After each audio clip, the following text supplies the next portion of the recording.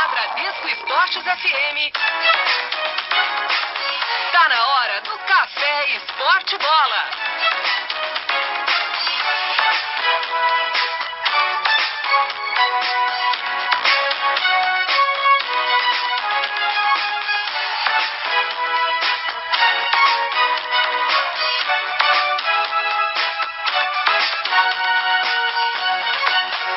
Bom dia, galera! Está começando mais um Café Esporte Bola. Vem nessa comigo, embarque, desfrute. Fique até às 6 horas da manhã com muitas informações. Seja bem-vindo à Madrugada da Bradesco, onde você fica bem atualizado. Hoje é terça-feira, dia 7 de abril, dia em que é comemorado o dia da fundação da OMS, Organização Mundial da Saúde, celebrado pelos 191 membros da organização para enfatizar questões de saúde pública de nível internacional. Acontece desde 1948 e temos hoje 2 clubes aniversariando e um deles recebeu um presente de grego no final de semana pelo Campeonato Pernambucano. Placar 4-1 para o Salgueiro contra o Náutico. Náutico que já foi campeão da Taça Brasil da Zona Norte-Nordeste 3 vezes, 21 vezes campeão pernambucano, 14 vezes campeão do torneio Início, dentre outros títulos. A união de duas cores mágicas, nasceu a força e a raça, vermelho de luta, branco de paz, quem olha não esquece jamais.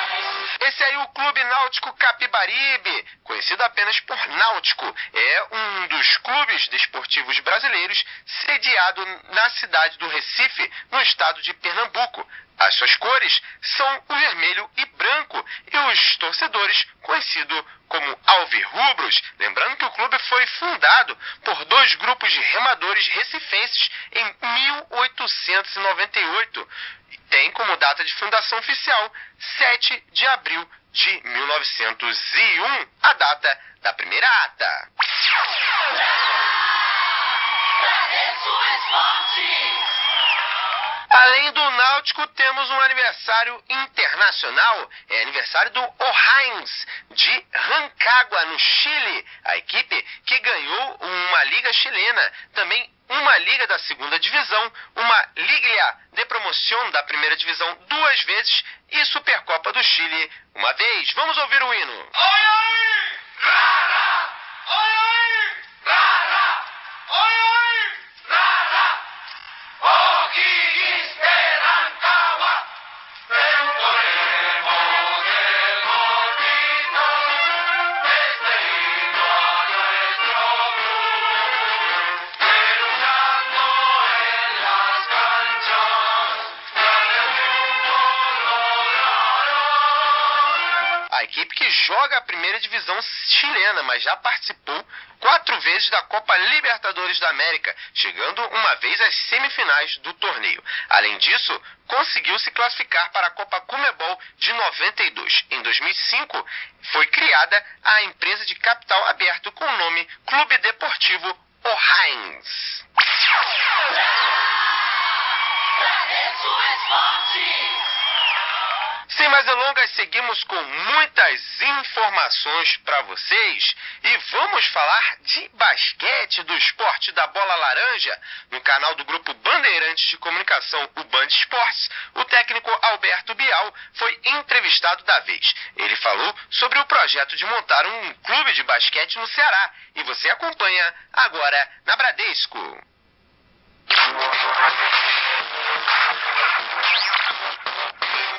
De volta ao vivo aqui no estúdio do Band Esporte, vamos falar de basquete com Alberto Bial. Não tem jeito, né? O cara ouve Bial. Hã? Ainda mais nessa época. Todo mundo quer saber do seu Big Brother.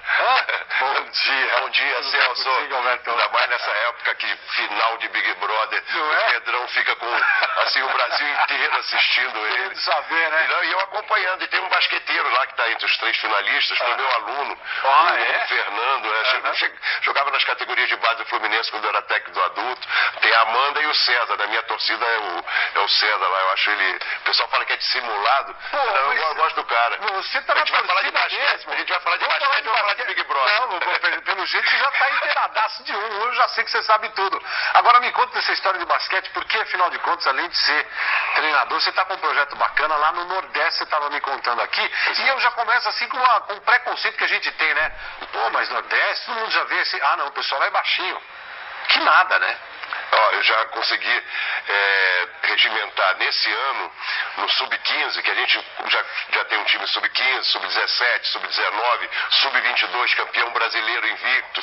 E no Sub-15 nós pegamos 15 meninos, só em Fortaleza, com altura acima de 1,90 m. Nunca na história do Ceará, que nem diz nosso amigo lá, nunca na história daquele estado, nós tivemos uma média de altura tão legal para jogadores até 15 anos, que eu peguei o Daniel Russo, que é o garoto que faz a base, um técnico de base sensacional, muito preparado lá do Ceará, que eu trouxe para minha equipe. Estamos com uma equipe muito boa, multidisciplinar, o Espiga, o técnico do Sub-22, o fisioterapeuta, manager, fisiologista, farmácia de manipulação. Temos um trabalho muito legal. Agora está chegando um super patrocinador, para o ano que vem nós podemos não só sermos campeões Sub-22, mas tentar o título da NBB. A gente já vem pensando grande para o ano que vem. O projeto lá, a gente saiu do zero. E quando você começou esse projeto? Eu comecei a pensar o projeto em novembro de 2011 e startei ele em 1º de julho de 2012. Cara, e que tipo de apoio você teve lá da comunidade? Porque assim, a gente sabe que quando você tem boas ideias, a comunidade acaba se abrindo e tal. Mas você precisa ter algum apoio oficial, inclusive, para começar esse tipo de coisa. Basquete você precisa, como você falou, de formar esse time todo e ter lugar para executar o projeto. Exatamente. Nós tivemos o apoio de uma universidade, da Unifor, onde a gente fazia os nossos treinamentos do ginásio municipal, que é uma delícia, o Paulo Sarasate, um ginásio no centro da cidade, para 9.000 pessoas, e a gente encheu esse ginásio. Bacana. Resgatamos não, apareceu os 8 milhões de cearenses, os 3 milhões de fortalezenses, eles hoje têm orgulho da nossa equipe, isso é muito legal. E esse patrocinador grande que está vindo apoiar a equipe a partir de agora, ele tem como meta principal, missão da equipe, é que esse orgulho se aumente, que esse orgulho seja cada vez maior em relação ao basquete cearense. Então, o projeto, quando iniciado, houve muita desconfiança. E eu sou assim, a minha religião, vamos dizer assim, minha religião é cristã, eu adoro o espiritismo, sou filho de judeu, já morei na Arábia durante 3 anos, adorava o islamismo, então também tenho uma diversidade nas minhas espiritualidades. Aberta, né, cara? E aí eu tenho minha religião mesmo é o basquetebol. E eu sou meio missionário, tinha passado já no Sul, no Centro-Oeste, no Sudeste, e o Nordeste eu queria desbravar, eu amo aquilo.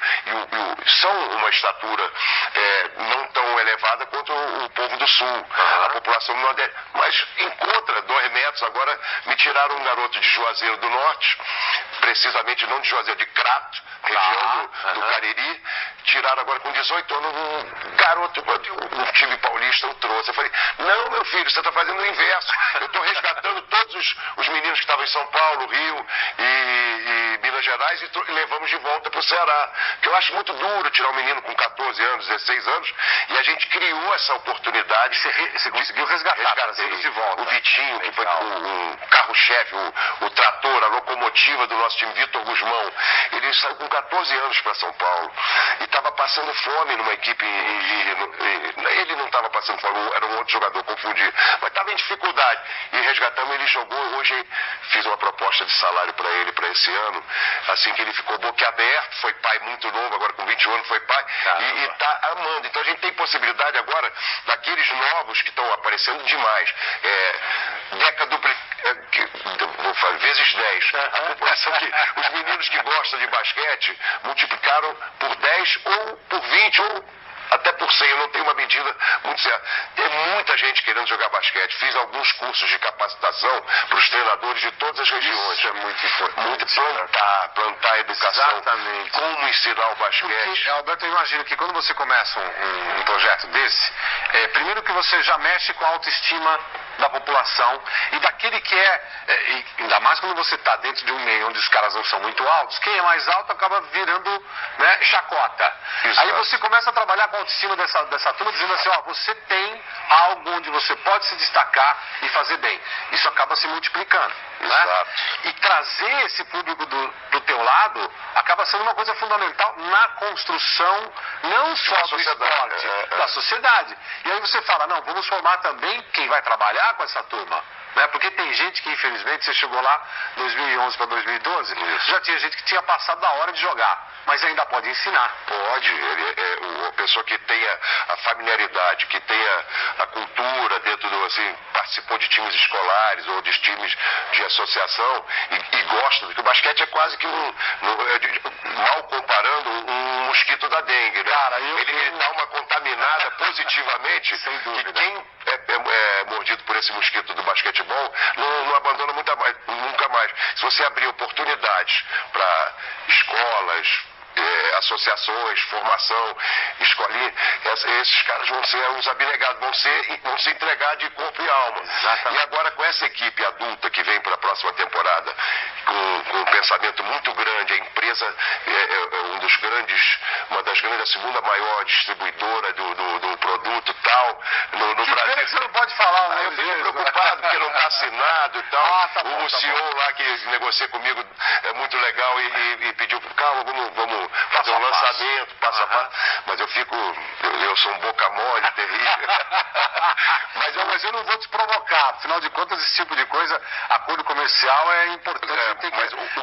Mas o importante é que você está afim e já percebeu que você consegue fazer a continuidade desse trabalho. Porque, como você está falando, mais do que a gente pegar o jogador, revelar o jogador, chegar à seleção brasileira, lógico que esse é o objetivo de todo esporte competitivo, né? Você quer chegar nas cabeças.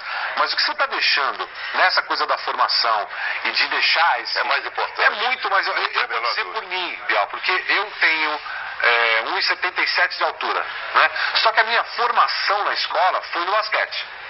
E esse esporte, né, me deu noção para absolutamente todos os outros. Hoje eu trabalho, né, com televisão, trabalho com esportes, trabalho na mídia esportiva em função do que eu aprendi na quadra. Então, se você não tiver nem técnico, nem jogador, quem sabe quantos outros que você vai ter para atuar em outras áreas. Eu tenho, no meu time, né, que estavam comigo lá com 13, 14 anos, que a gente, aqui no bairro de Pirituba, em São Paulo, muita gente é empresário, né? Os caras trabalham em grandes empresas, né? Quem não é empresário trabalha. E está todo mundo formado porque essa coisa do esporte é importantíssima. Te facilita na tua relação aqui, sem dúvida, com os câmeras, com os produtores, com os chefes. Trabalho de equipe, né? Eu trabalho em equipe, que é tão difícil trabalhar em conjunto, trabalhar de forma coletiva, é uma coisa assim que ainda é uma dificuldade para o homem. Ele só tem um olhar interior, aquele egoísmo latente que existe, e o altruísmo, que já é uma coisa muito legal, não precisa chegar a outro,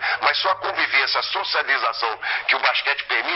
E durante o jogo, como é que o cara faz uma cesta? Alguém teve que defender para tomar a bola, alguém teve que conduzir a bola, alguém teve que entregar de bandeja para o cara fazer a cesta. Todo um trabalho, e esse trabalho fora da quadra, assim, se o ministro escala bem, escolhe bem, o professor é bem formado e ensina direitinho, aí o garoto novinho ele já começa a ter um discernimento melhor do que a vida, do que ele pode escolher melhor para ser a meta, o propósito dele de vida, e aí o país todo. Então a gente quer melhorar um pouquinho ali aquela região para poder mudar esse planeta. É assim que a gente tem que pensar. E tem uma vitória, né? E tem uma vitória. Eu tive muitas vitórias, já tenho 45 anos de profissão como técnico de basquete.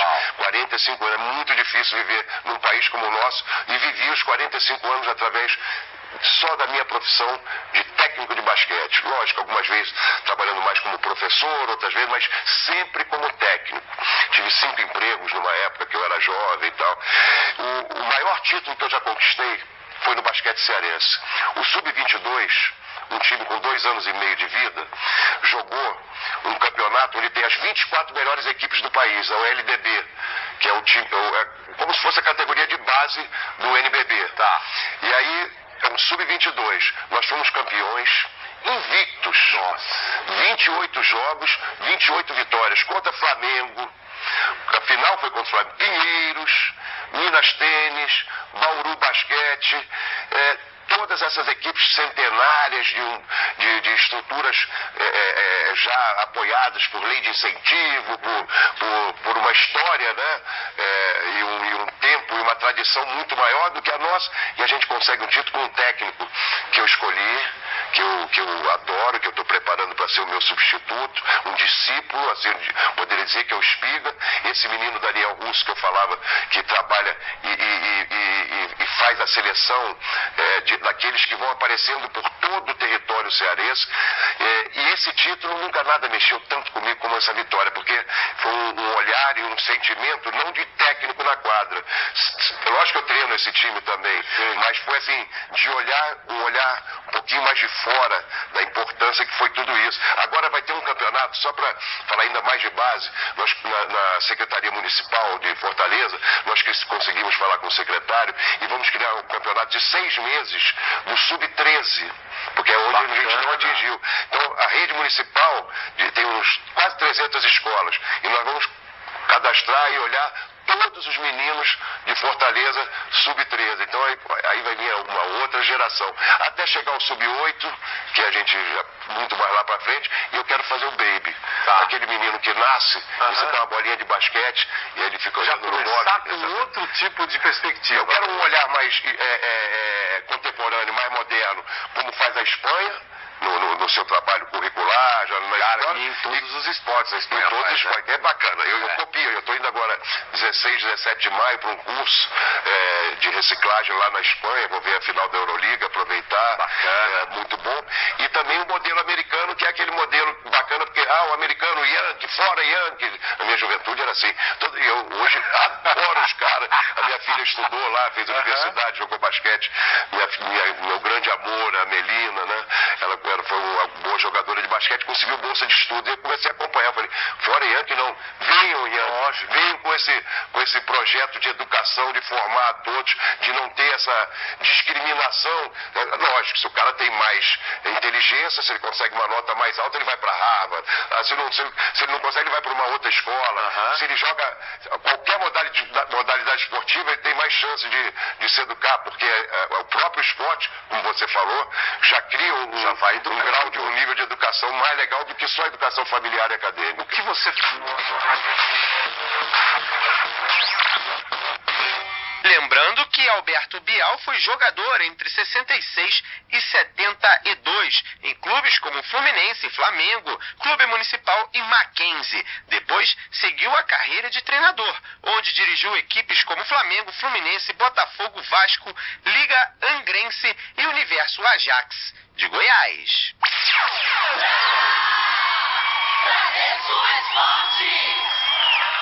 Ricardo Oliveira foi personagem de mais um Papo de Boleiro com Fernando Fernandes. Num lugar onde a conversa é diferente, Ricardo trouxe várias revelações. Vamos agora acompanhar mais um belo bate-papo que foi exibido no Band Esporte Clube. Vamos ouvir.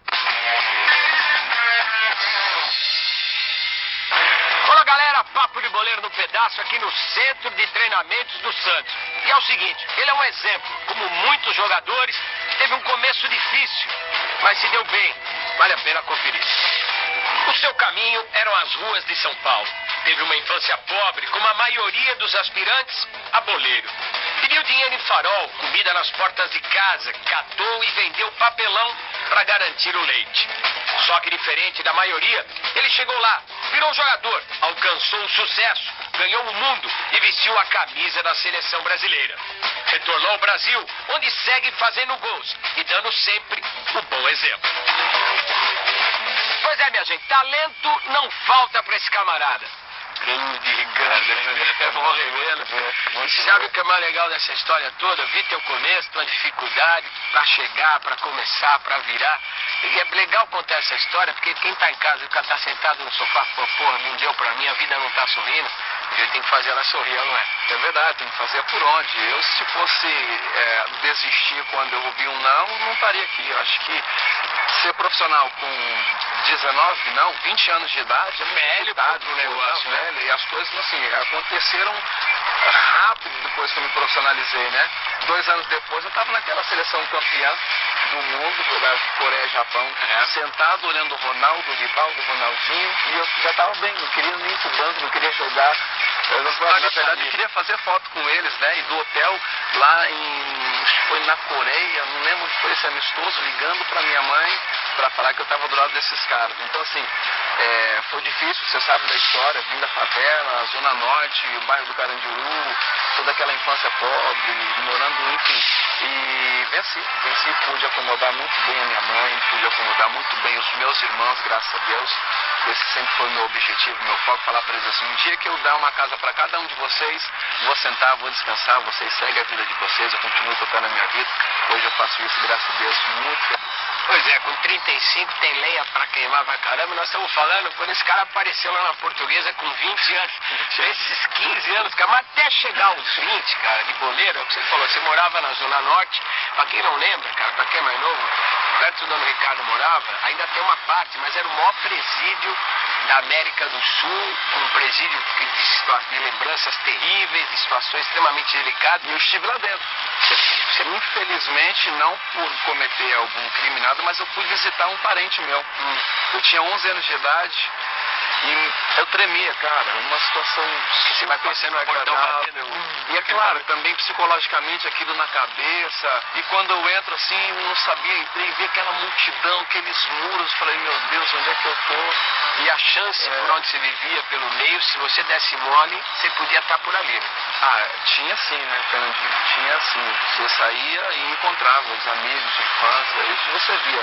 Eu, graças a Deus, eu me orgulho em dizer que eu nunca precisei roubar nada de ninguém, nunca precisei cometer nenhuma infração. Eu sempre fui daqueles, não tenho o que comer, vou pra rua catar papelão, vou pros faróis pedir, pego a bacia, vou pros bairros mais nobres na redondeza ali pedir comida, do que fazer mal para alguém. Você fez tudo isso? Tudo isso. Você parava no farol, você era aquele menininho que vinha, porque na tua época não tinha esse negócio de fazer malabarismo, como é que era? A vida era essa mesmo, esperava os faróis fecharem, né, os semáforos, aí alguns até fechavam o vidro do carro, por medo, né? Por medo, e aí eu batia assim, ou às vezes eu tinha 12, de 11, acho que eu fiz isso daí até os 14 anos de idade. E como é que é? E aí, assim, alguns davam, outros não davam, outros diziam, vai trabalhar. E assim, eu persistente. Tudo aquilo que eu recolhia durante o dia, ficava um período, aí eu chegava em casa e falava assim, pô, mamãe, amanhã tem pão. Você arrumava com... Cara, já era reais, eu acho que eu conseguia ali uns 10 reais por dia. Pô, cara, você chegava quantas horas? Que horas chegava, cara, assim, embora? Não tinha? Não tinha, dependia de como tava dando, né? Como tava fome. Como tava fome, ou seja, chegava e eu via que o movimento tava legal, que o pessoal tava dando dinheiro, aí eu ficava bastante. Aí quando não tava dando muito, aí, ou seja, eu tinha que ter uma outra opção, qual era? Aí eu pegava, ia no ferro velho, pegava uma carroça e saía empurrando. Vambora, ia catar papelão. Pela cidade. Pela cidade, ali no bairro. E aí queimava os fios, aí levava os pobres pro ferro velho, os papelões e tal. E aí dava aquele dinheiro e levava pra casa, sempre assim, pensando, sempre a minha mãe. Tudo era pra minha mãe, não ficava com 10, nada. 11 anos de idade. Isso, não ficava com nada. Eu dava tudo pra ela e falava assim, mãe, tá aqui, agora a gente vai comer, vai ter mistura, vai ter o pão pra amanhã, enfim, isso na verdade me deixa muito orgulhoso, porque eu tô emocionado, Xará. Eu nunca fiz nada de errado e me orgulho muito de dizer que eu catei papelão, que eu pedi nos faróis. E detalhe, você falou num presídio que eu acabei citando aqui, que eu estive lá dentro, eu pegava as panelas e ia para a porta desses presídios para trazer comida para casa. Ou seja, o pessoal ia fazer a visita, a comida que eles serviam para os presidiários, eu levava para minha casa para a gente comer. O que sobrava? Não, o que sobrava não. Mas aqui eles serviam, porque claro, eles faziam muito. Aí você conseguia, pegar na cozinha lá? Eu conseguia pegar e levava para casa para a gente comer. E como você conseguiu isso, cara? Não, ficava na porta, eu chegava na porta. Ficava na porta da casa do presídio. Batia ali, falava, tá aqui, falava que os caras já conheciam, já sabiam, pegava, então eles davam pão, davam arroz, davam feijão, e aí colocava naquela bacia quente e levava para casa e a gente...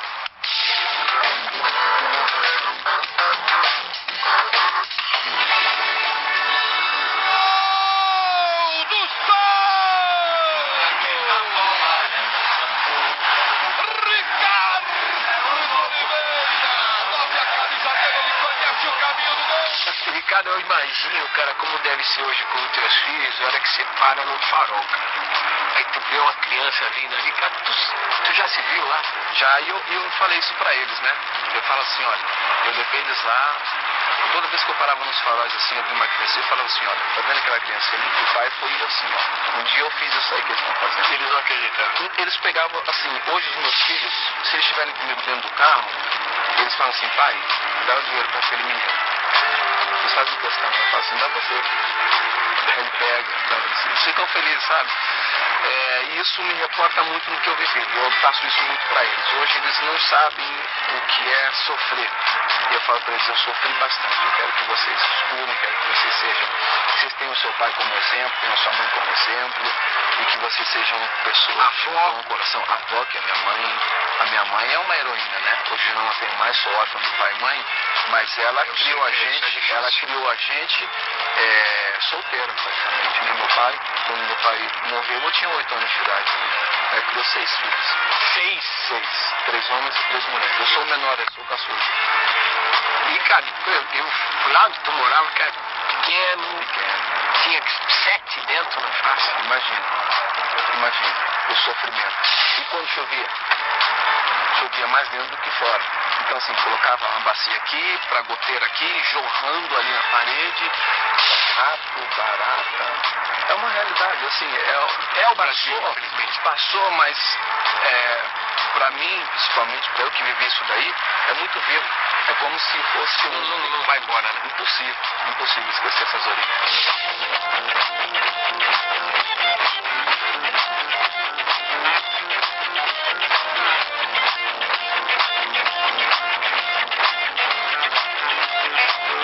Onde é que a bola apareceu nesse caminho? Sempre teve, Fernandinho. Eu tenho uma tia, ela viva, tia Mana, a gente chama ela, porque ela e a minha mãe se chamavam assim, Mana pra cá, Mana pra lá, e ficou tia Mana. Eu vou chamar ela assim. Ela disse que eu com 9 para 10 meses, eu já tinha uma bolinha pequenininha e já gritava gol. E ela, quando diz isso, vai falar que é mentira. Não vai acreditar. Então, assim, sempre teve a bola. Só que eu, na verdade, nunca fui um cara que falei, não, eu vou procurar um clube, eu vou atrás. Eu jogava no bairro, todo mundo falava, poxa, vai atrás de alguma coisa, você é bom, você é bom. Ah, legal, pro bairro, legal, gostava, estava feliz. E o tempo foi passando. Até que eu estava jogando a Copa Kaiser em 99, depois de ter saído. É a bendita várzea que os caras acabaram. Que foi depois de ter saído do Corinthians. Você chegou a passar alguns clubes e dançou no meio do caminho?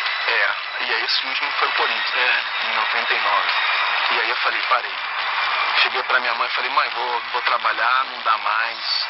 É muito sofrido, é muito difícil, eu tô tentando, não me dá uma oportunidade, ou então eu não tô conseguindo demonstrar que eu sou capaz de ser um profissional. Minha mãe falou assim, não, agora você perdeu todos esses anos, não estudou, agora você vai.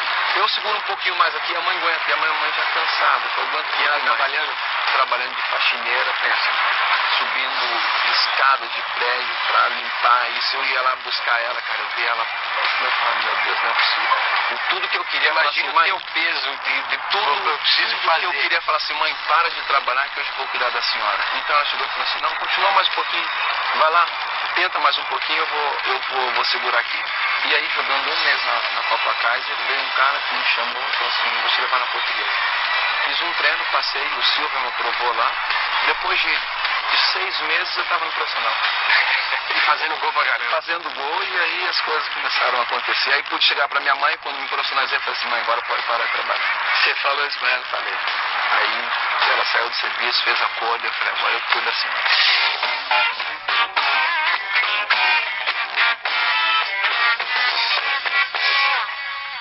Qual era o seu apelido de moleque? O meu apelido, vamos começar dos piores. Era a galera da vida. A galera da vida. Da vida lá, da vida chamava eu de Fedozinho. Fedozinho por quê? Peraí, por quê? Chamava eu de Catarrento. Aquele ali, ó, tá dando risada porque ele cresceu comigo. Tá? Aquele é da tua área? É, aquele... Chega aí, compadre, vem cá. Aquele ali tá dando risada porque ele cresceu comigo e ele sabia. A gente escutava assim, a gente jogava bola junto. E era isso daí. Então assim, eu tinha só um shorts, não gostava Vem cá, muito. Marcelo. Tudo bom, prazer? Qual é o seu nome? Neto. Como é que é? Por que era fedozinho? Porque ele andava muito cheiroso. Ah, você era bravo? Usava sempre a mesma roupa. Eu não tinha, eu queria falar pra ele, não tinha, era só um short, nariz assim, gato Félix, eu escorria, ficava aquela marca assim, escapava. Pô, velho. Que legal agora, né? A gente contando a história. Mas quando eu escutava isso daí, eu ficava. Ei, Neto, você da época que você jogava bola junto? Como é que era na vila lá? Abastecia ele com os gols aí.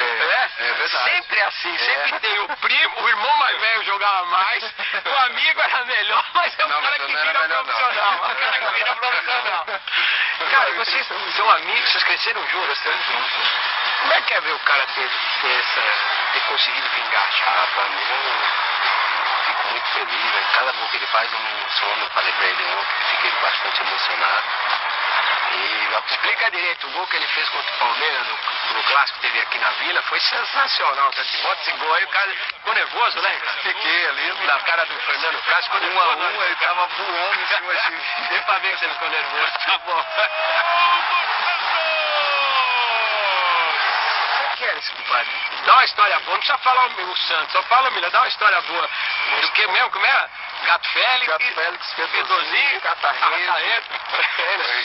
Ele contou todos os apelidos que ele teve, né? Mas uma coisa que eu achava muito legal, assim, que a gente ia jogar, e os caras davam 10, 20 reais, e os caras pagavam pra ele, né? 20 reais, ele levava junto com ele. Quando chegava lá no time, os caras pagavam 20 reais pra ele e falavam, aí acabava o jogo, o Ricardo pegava e falava, ó, 10 é seu. Eu falei, pô, mas não fiz nada, mano. Falou, mas tu veio junto comigo, pá. Nem jogava?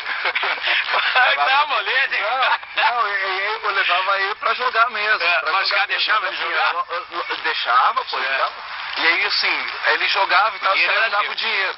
Aí falava assim, não, 10 é seu, pô. Pô, mas, pô, tô chegando agora. Falei, não, depois você vai ganhar o seu. Agora a gente divide, depois eu vou começar a ganhar. E hoje você faz o que da vida? Hoje eu trabalho com ele. Trabalho pra dar uma força. Tamo junto. Tá certo, isso é bom. Qualquer lugar a gente tá pra cima e pra baixo. Tá, não esquecer, né, Então, obrigado. Valeu, obrigado. Mas sabe o que é legal isso, velho? Isso é uma outra coisa muito legal, não esquecer de quem ralou com você. Não, impossível. Eu não sou desse, Fernandinho. Não dá pra ser, Não dá, não consigo, cara. Eu não forçaria uma coisa que eu não sou. Eu sou isso. Eu sou esse cara. Eu não entendo o que eu sou, o nome que eu tenho, mas acima de tudo, o que eu vivi, as coisas que eu aprendi, os amigos que me ajudaram, como eu acabei de falar aqui, os caras que me emprestaram dinheiro, os caras que me emprestaram chuteira pra treinar, isso aqui é muito vivo na minha cabeça. Cara, como é que era ser um anônimo dentro de uma sociedade que discrimina demais a pessoa que tem dificuldade, que tem limitações, se tornar um cara do mundo, como você falou, você tem um nome, onde você passa, a galera, se não sabe quem é, já ouviu falar, e quando fala, eu sei quem é. Cara, isso faz parte daquilo que eu nunca sonhei. Eu vivia dentro de uma realidade, eu estava feliz dentro daquela realidade. Uma comunidade, a gente se conhecia, obviamente tinha coisas que me interessiam bastante, como alguns amigos que se perdiam, outros já não estão mais aqui para ver essa história sendo contada, infelizmente, outros vão acompanhar na televisão e já deixar um abraço para todos vocês, principalmente para quem colocou esses apelidos em mim, tá? E vocês sabem quem são. Enfim, eu acho que esse momento assim foi único e eu vivi intensamente. E assim, depois que eu consegui, depois que eu cheguei, de reencontrá-los novamente, eles falam assim, cara, que bom, você continua a mesma pessoa, só tá falando. Pô, tá aí dentro de campo também, você teve muito sucesso, né, cara? Goleador, seleção brasileira, campeão, por onde passou. Muito, Fernandinho. Certa feita alguém falou pra mim assim, pô, ficou alguma frustração, que alguma coisa. Eu falei, cara, isso é uma pena. Essa é uma palavra que não faz parte da minha vida. Porque a tua história é proibida até, eu acho. Proibido falar isso daí pra mim, cara, proibido. O que eu conquistei, saí da Portuguesa, fui pra seleção, vim pro Santos, fui artilheiro, fui pro Valência, campeão. Eu ganhei o Champions League, eu ganhei. Olha só, quando eu saio do Santos, vice-campeão da Libertadores, vou pro Valência nesse mesmo ano, campeão espanhol e campeão da Copa da UEFA. O melhor ano da história do Valência. No mesmo ano, 2004, campeão da Copa América com a seleção. Sim. Ano seguinte, Betis, campeão da Copa do Rei e campeão da Copa das Confederações com a seleção. Milan, campeão da Champions League. Cara, ganhei coisas assim que... Quando você tava na Copa Casa, vai ser nunca venceu em troféu assim, cara. Nunca pensei, cara. É coisa que, aquilo que eu falei pra você, são esses tipos de coisas que a gente entende o que o futebol proporcionou pra mim. E eu não consigo, não vou conseguir. Estou contribuindo, eu acredito que contribui bastante, mas jamais dá pra compensar tudo isso. Do Santos! Ricardo Oliveira nasce a camisa dele, ele conhece o caminho do gol! Cara, e você enveredou por um caminho religioso. Você é pastor, cara? Sou pastor. Consagrado e tudo? Pastor consagrado. O termo é esse, consagrado? É isso aí, consagrado. Olha só, eu sirvo ao Senhor há 15 anos. Quando eu me converti, eu tinha 20 anos. No ano de 2007, eu fui consagrado a pastor, reconhecido pelo pastor Samuel Ferreira, da Assembleia de Deus Ministério Madureira do Brás, e essa era a paixão. Você pode ministrar o culto, eu posso ministrar culto. Eu já inclusive fiz casamentos. Você já realizei casamento? Eu posso. Eu estudei para isso. Você fez batizado? Batismo, batizei sobrinhos meus, batizei pessoas na igreja, também posso fazer tudo isso. Como é que é Ou isso? seja, nós fundamos uma igreja lá nos Emirados Árabes. Sério? Quando eu cheguei lá, fundamos uma igreja lá nos Emirados Árabes. Quantas vezes fui abandonado por amigos? Quantas vezes as pessoas mais íntimas me deixaram para trás? Quantas vezes? Mas o meu Senhor não. Ele estendeu as mãos para mim e falou assim: ei, quero te ajudar. Eu falei assim: o que me falta, Senhor? Ele falou assim: eu preciso morar no seu coração. Eu preciso fazer parte da sua vida, para você ver o quanto eu te amo. Seguinte, se eu chamar de pastor artilheiro, não está errado. Não está errado, pode ficar tranquilo. Inclusive os amigos até brincam comigo aqui, ficam me chamando de pastor. Brincam não, eles falam mesmo, e durante o campo, aqui na brincadeira. No jogo, rola? Não, no jogo... Vem pastor, joga pra mim! No jogo não me chamam de pastor não.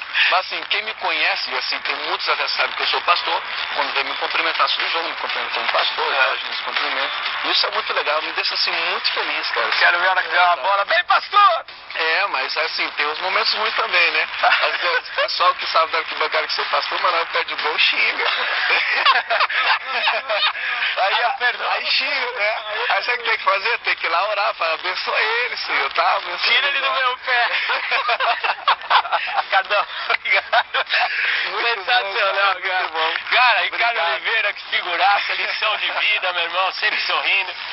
Você que tá aí cansado, tá derrubado, tá invocado com a oportunidade, meu irmão. Isso aqui é uma prova viva que a coisa pode dar certo, não é? Dá certo, acredita, levanta, trabalha, tenha fé, corre atrás que as coisas acontecem. Virou profissional depois de velho, não envelhece, tá com 35, vai ser um moleque. É isso aí. Grande Ricardo, obrigado. Ricardo Oliveira, artilheiro da bola, artilheiro de Deus, pastor artilheiro. É isso aí, minha gente, papo de boleiro, você sabe, aqui conversa é diferente.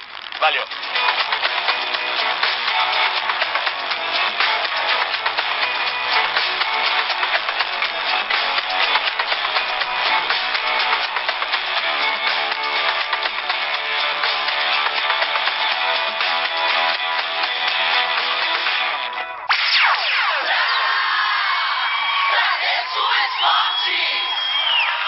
No Campeonato Paulista, Ricardo Oliveira tem 7 gols e divide a terceira posição de artilheiro com Edmilson, do Red Bull, e Allan Kardec, do São Paulo.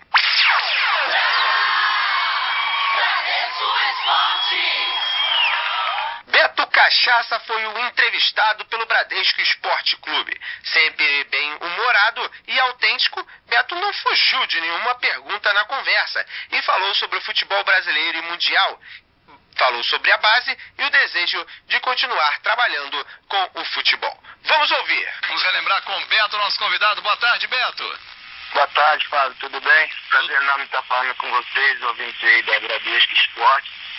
É, satisfação imensa aí, apesar que eu ainda estou no furo contigo, mas eu vou aparecer, pode deixar. É verdade, não queria lembrar, mas já que o senhor já fala, essa agenda cheia.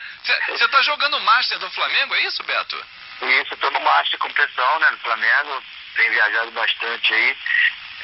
Semana passada a gente viajou, fizemos 2 jogos lá em João Pessoa com o Zico, amigo do Zico, contra o amigo do Viola. E na próxima semana também estarei viajando com o Romário também no jogo beneficente que está fazendo em Roraima também. E nós continuamos jogando ainda, né? E você tá fininho, rapaz. Eu ia falar isso. Você no meio dos Masters, né? O pessoal mais cinquentão, você vai voar, né? A gente tem que pegar um táxi pra ir atrás de você. A gente dá uma sobrada aí no meio deles, aí fica mais fácil, né? Ô Beto, domingo a gente tem Fla-Flu. Clássico que você disputou pelos dois lados, né? E no Flamengo você foi muito mais feliz em relação ao Fluminense em termos de títulos, né? O Fluminense você chega junto com o Romário, as duas grandes contratações naquela oportunidade, mas no Flamengo você tem as maiores conquistas no futebol carioca. Como é que é jogar um Fla-Flu? É um clássico diferente? Você jogou Grenal, por exemplo, você atuou no Grêmio, você jogou São Paulo e Corinthians, São Paulo e Palmeiras. O Fla-Flu é diferente? É diferente, né? É como se tivesse um clássico charmoso, né? Flamengo e Fluminense, assim, de um lado é aquela mística que eles têm do pau de arroz, que é o do Fluminense, e o Flamengo é a nação que sempre tá junto com o time, e eu joguei, como você disse, joguei nos dois clubes grandes aí, dos quatro praticamente, e aí nós sabemos a dificuldade que é um clássico, e eu acho que hoje o momento do Flamengo é bem melhor do que do Fluminense em relação dentro e fora de campo, né? O Fluminense está tentando se reestruturar para sair da Unimed e vindo de algumas derrotas, trocando treinador, então isso aí acaba dificultando mais a equipe, mas o Flamengo está mais ajustado, né? Que manteve uma base e vem demonstrando isso e tem uma sequência boa de vitória no Carioca, hein?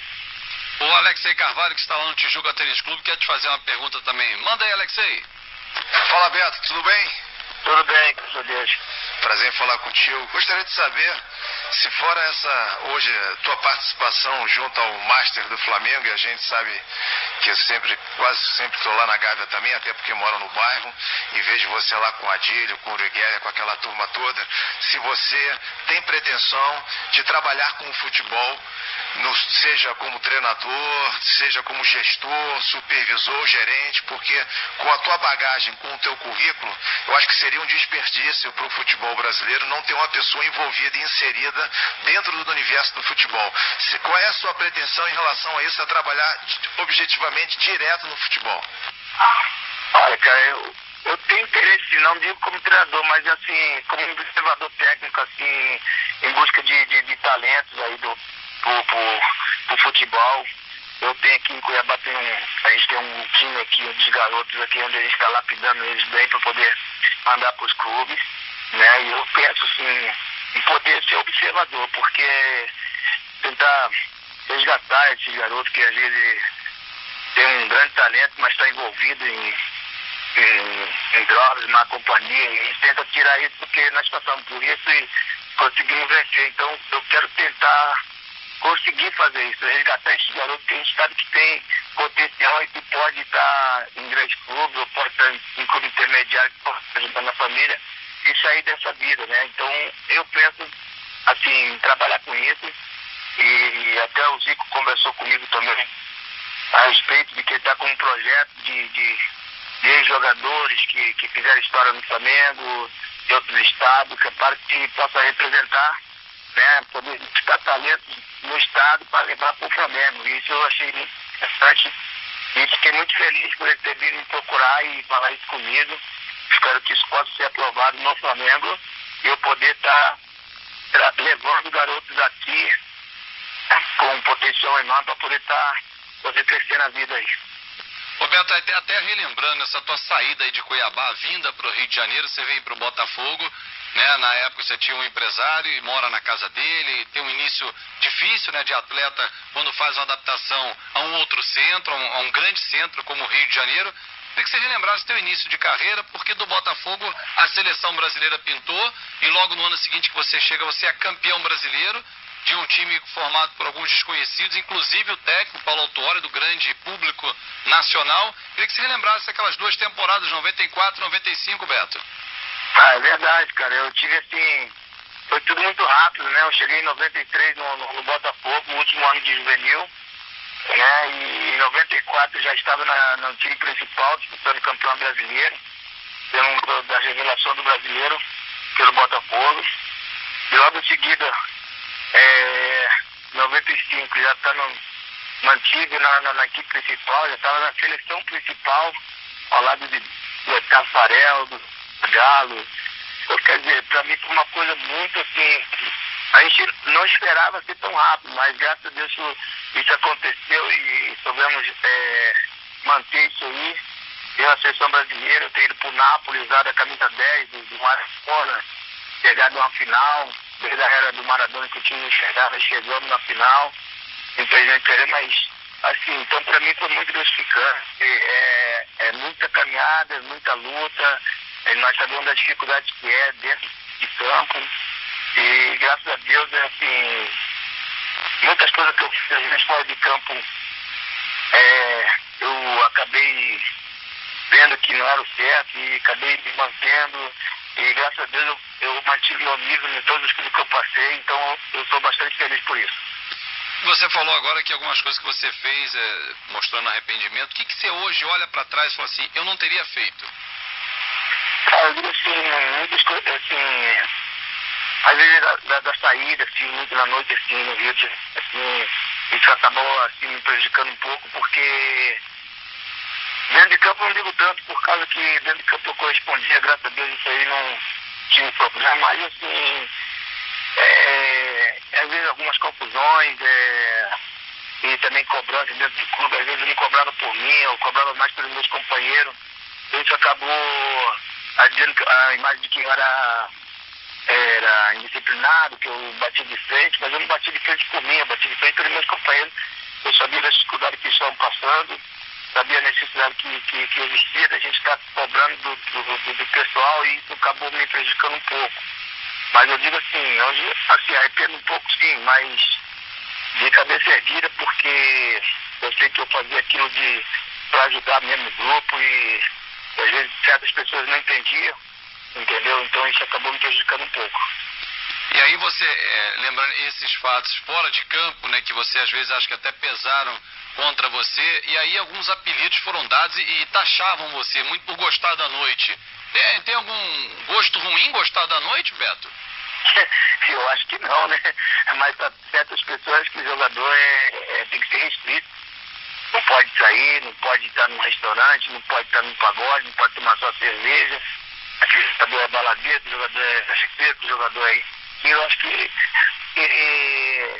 o jogador está ali, ele tem que estar sempre acordar às 7 horas da manhã, ir para casa ou ir para a igreja. Então não sei o que é, porque próprias pessoas que criticam fazem pior do que nós jogadores e não tem autocrítica. Mas o jogador de futebol não pode fazer nada. O futebol tem que ser santo. Eu falei que para ter jogador de futebol que não é para sair, tem que ter jogador na cadeia, porque ela está nada. Né? Vai para casa, no treino, dorme e volta para a cadeia de novo. Acho que só assim que pode manter um jogador profissional. Alexei, mais uma pergunta aí pro Beto, que já tem interatividade aqui, tem muitas perguntas chegando pro Beto, direto de Cuiabá, aqui no Bradesco Esporte Clube. Beto, gostaria de saber a sua opinião e qual é a avaliação que você faz em termos da falta de qualidade de jogadores nos dias de hoje. Porque o futebol mudou muito. Então, hoje é muita questão física, porte físico, velocidade. A gente acompanha os jogos de base e a gente vê os jogadores, principalmente os treinadores, não permitindo o drible, aquela versatilidade de você chamar uma jogada individual. Então, você tem que obedecer o que diz o treinador. Então, é muito passe, o jogo fica meio que robotizado.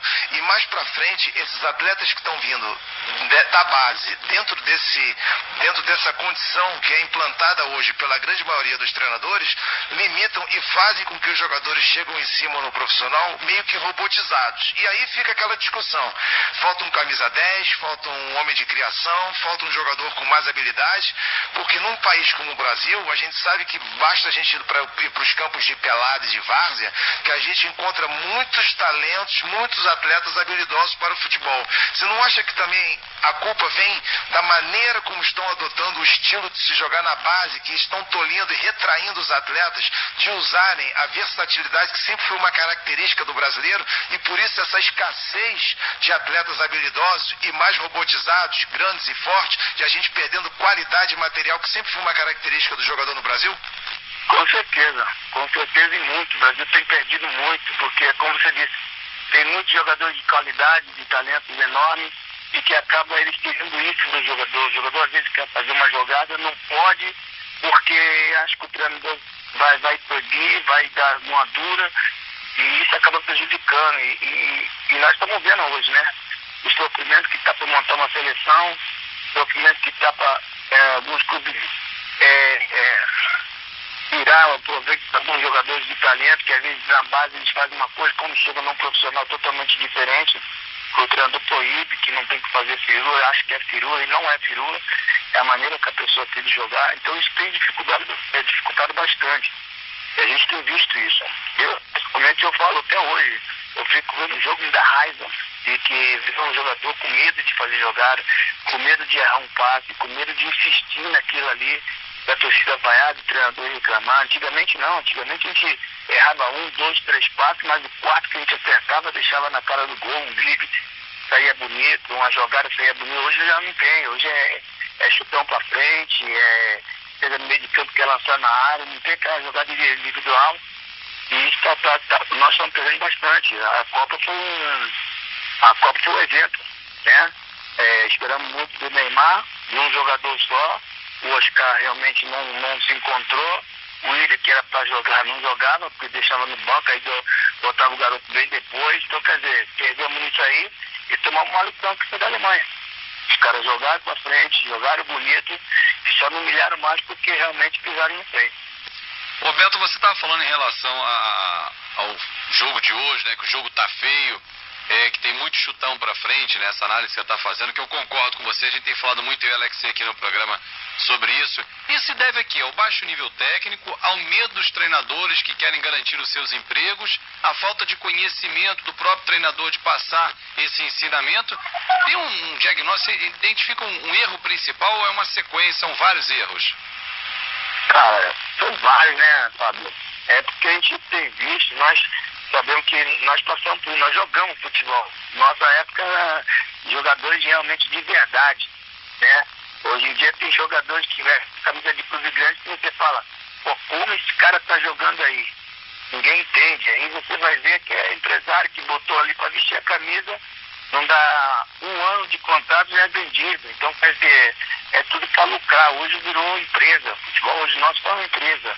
Não tá um futebol para a gente revelar jogadores realmente de qualidade, não tá um time para poder mostrar que ele tá na seleção. Hoje a seleção brasileira, se for ter papel, é só jogador de Europa.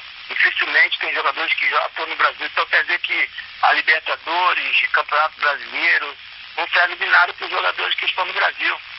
Entendeu? Porque às vezes não é chamado, né? Jogadores que ganham, que é a revelação do campeonato, artilheiro do Campeonato Brasileiro, revelação da Libertadores, não é chamado para a seleção. Então quer dizer, o que adianta o jogador aqui dedicar o máximo, fazer o máximo e não ser chamado? Então isso aí acaba dificultando. Antigamente era 12 do Brasil, 13 do Brasil e 8 de fora.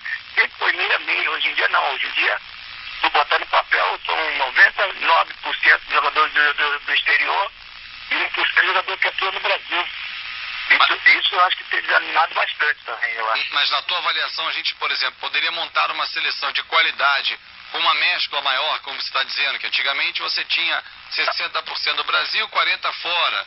Podia até haver uma inversão, mas hoje ela está basicamente para fora do país, né? Os brasileiros que atuam na Europa ou fora do nosso país. Hoje a gente teria condição, na tua avaliação, de colocar mais do que 3, 4, como a gente coloca na seleção brasileira, Beto? Eu acho que sim. Se a gente olhar bem pelo que vem fazendo desde o Campeonato Brasileiro, jogadores do Cruzeiro, jogadores do próprio São Paulo, mesmo na dificuldade que está, do Santos, né? Tu vê os jogadores que estão do Corinthians, principalmente, estão uma excelente fase, você vai ver que tem jogadores que têm a mesma condição de jogadores que estão lá fora jogando, mas não estão tendo essa oportunidade. Beto, muita gente mandando pergunta aqui na nossa interatividade, no Facebook, no Twitter, telefone, WhatsApp. A Carol Cano vai passar aqui algumas perguntas para você. Fala, Carol. Primeiramente, né, mandando um abraço pro Beto, o Madison do Irajá, o Caio Almeida de Niterói também.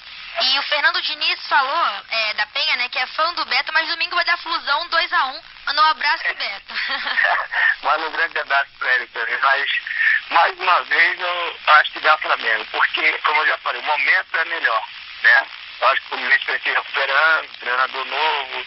Então, mas pela qualidade que o Flamengo tem demonstrando, eu acho que dá Flamengo, com certeza. Aqui pergunta do Mário de Vila Velha, Espírito Santo. Falou: Beto, sou vascaíno, tenho boas lembranças de você também. Mas como você está vendo hoje o campeonato estadual, com a possibilidade de um grande ficar de fora das semifinais? É difícil, né? Já é a primeira vez que isso acontecer, né? Já vem acontecendo já de outras vezes, né? Mas é o futebol, os pequenos agora estão dificultando muito os grandes no Rio. A gente vê a dificuldade que está de um grande ganhar de um pequeno. Antigamente, a gente jogava, ele já viu para menos de 3, 4. Eles guardavam, mas agora não, eles vêm para querer dar tapa dentro da cara no Maracanã, dentro de casa e dificultando bastante. O Carioca mudou muito, o pequeno tem se precavido muito para jogar com os grandes. Roberto, quarta-feira, a gente viu uma cena no futebol brasileiro e eu não lembro, em 37 anos de vida, ter visto aquela cena, por exemplo, né, do Fabrício, do Internacional. Eu tenho certeza que você já deve ter visto, se não estava vendo o jogo, pelo menos na internet, já acompanhou em algum programa esportivo. Ele, com a bola dominada, a torcida estava xingando, a torcida do próprio Internacional, ele vira, faz o gesto lá, com o dedo médio, né, e tira a camisa, joga, vai embora, xinga, diz que não joga mais. Você tinha visto aquele tipo de reação e como é que você avalia como ex-jogador esse tipo de reação, de pressão da própria torcida contra o jogador? Que análise você faz daquele cenário todo do episódio, Beto? Cara, é difícil, né? E a gente não sabe o que está passando no momento na cabeça do jogador. Mas eu acho que sim, eu até estava comentando com os amigos que eu vi essa cena, achei lamentável também, porque o cara tem que ser profissional, a gente tem que estar sujeito a tudo, sabe que a torcida está ali para aplaudir e para vaiar. E a partir do momento que ele fez aquilo, alguma coisa tem. Ele devia estar com alguma coisa já engatilhado, que ninguém vai deixar, até porque é um excelente jogador, um excelente lateral, né? E ele não ia fazer aquilo só a torcida valor. Quantos jogos ele não foi vaiado pela torcida? Então eu acho que ele já devia ter alguma proposta, de repente o que está dificultando a saída dele, acabou fazendo aquilo para realmente poder sair, vai ser multado, esse negócio todo, porque acabar sendo punido e o clube acabar negociando ele. Eu penso dessa maneira, porque eu acho que nós estamos dentro do campo sujeito a tudo isso, a ser aplaudido, e uma hora a gente é ovacionado, outra hora a gente é ovacionado ao contrário, porque a torcida vem pra cima mesmo, vai, xinga, entendeu? E a gente está sujeito agora, o que ele fez, até com respeito com os companheiros dele, né? Porque até na cena o Juan, o que jogou com você, né, o Nilmar, Jorge Henrique, todo mundo tenta demovê-lo da ideia, acalmá-lo, e ele não consegue, ninguém consegue, até que ele vai embora e a punição vai ser anunciada na próxima segunda-feira. Ele está afastado momentaneamente, né, ganhou uma suspensão até a próxima segunda. Antes de eu passar para o Alexei, tem uma pergunta que muita gente faz aqui pela internet, aqui mandando um alô pro Beto, no Twitter, o Mulambada, o Matheus, o Kelpis, o CRN 613002, parece uma senha, quase um 007, o tweet de segunda, o André, enfim, muita gente aqui perguntando o seguinte: pergunta pro Beto se ele colocava no contrato que o carnaval ele tinha que ter uma liberação para pular o carnaval. Tinha isso, Beto? Não. Cara, como eu falei, eu saí nos momentos que eu tinha que sair mesmo, mas assim, concentração, nunca dei problema, nunca tive nenhum problema, nenhum clube que eu passei de sair da concentração para ir para a zoeira, para depois voltar, nunca. Graças a Deus, eu sempre, dia de concentração é concentração. Quando acabava o jogo, eu fazia tudo que eu tinha que fazer. Agora, eu respeitava sempre as normas do clube que me passaram. Nunca fiz isso. Por isso que eu tenho uma cabeça erguida, tranquila, tenho portas abertas nos clubes, com o próprio dirigente mesmo. Uma pessoa que é difícil, de todo mundo fala lá, que é o Eurico Miranda. Eu tive uma amizade com ele tão grande lá dentro do Vasco, eu nunca tive um problema sequer de comportamento colorido. Então tu imagina, pô, fazer tudo isso e não ter problema colorido, quer dizer que a coisa foi muito boa, né? Olha aqui, eu conheço uma história tua, e o Alexei sabe bem disso, que a gente falou no ar quando o Dr. Michel Simoni esteve aqui, na sua apresentação no Fluminense, que tem as outras feras que vão, né?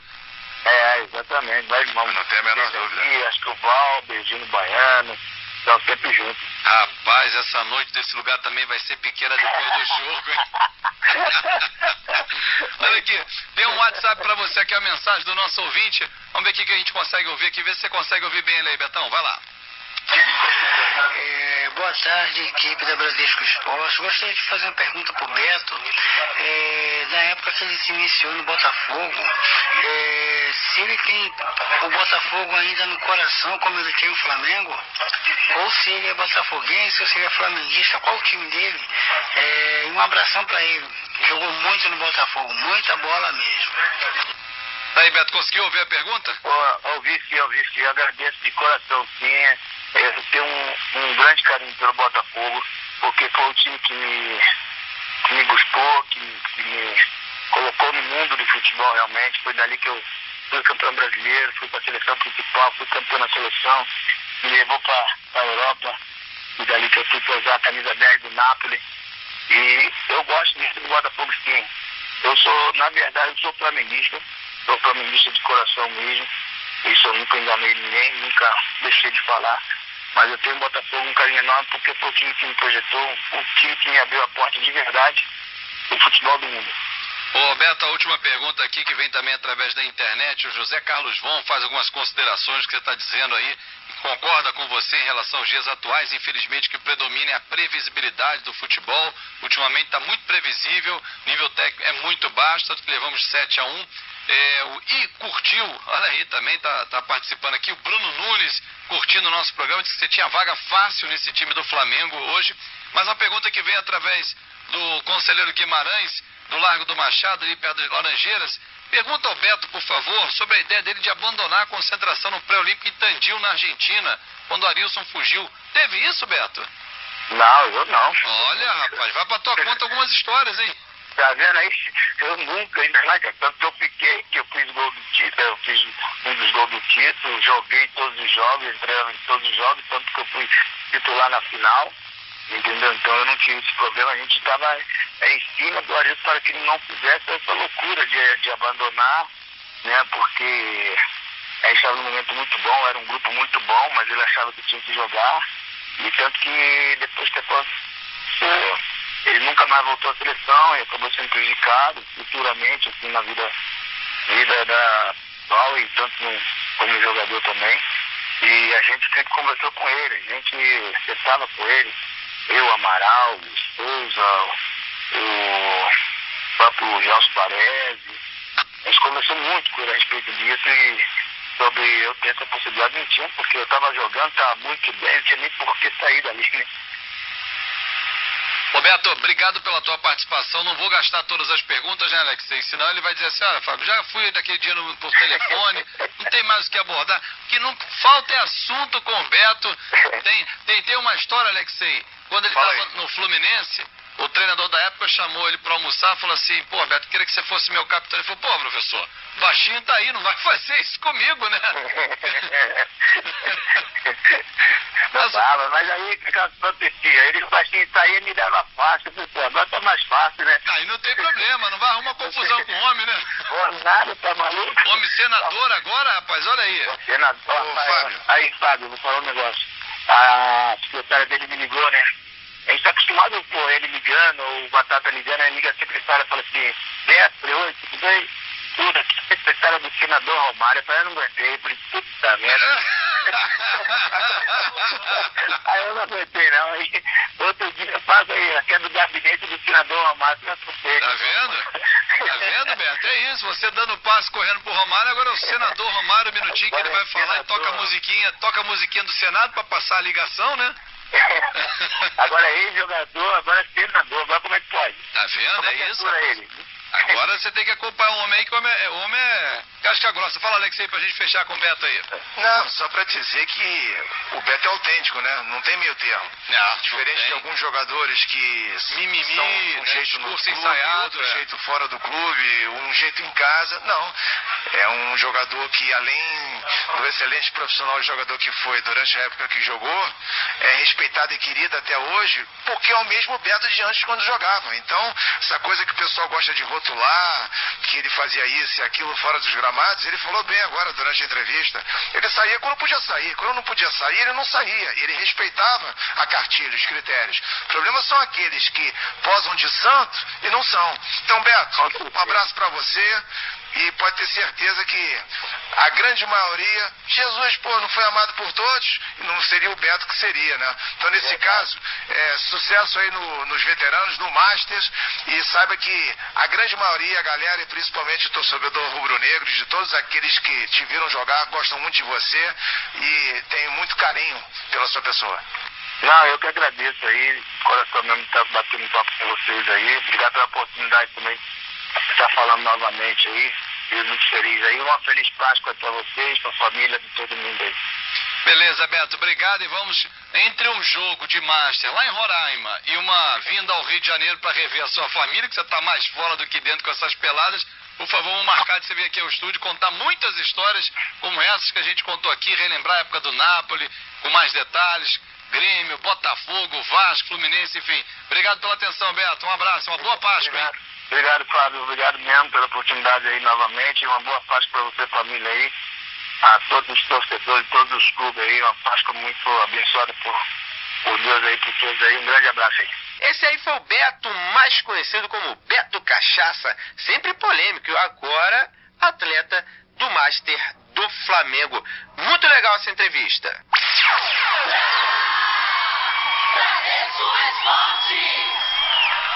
Primeiro queria te agradecer, Paulinho, pela presença aqui na Bradesco Esportes FM.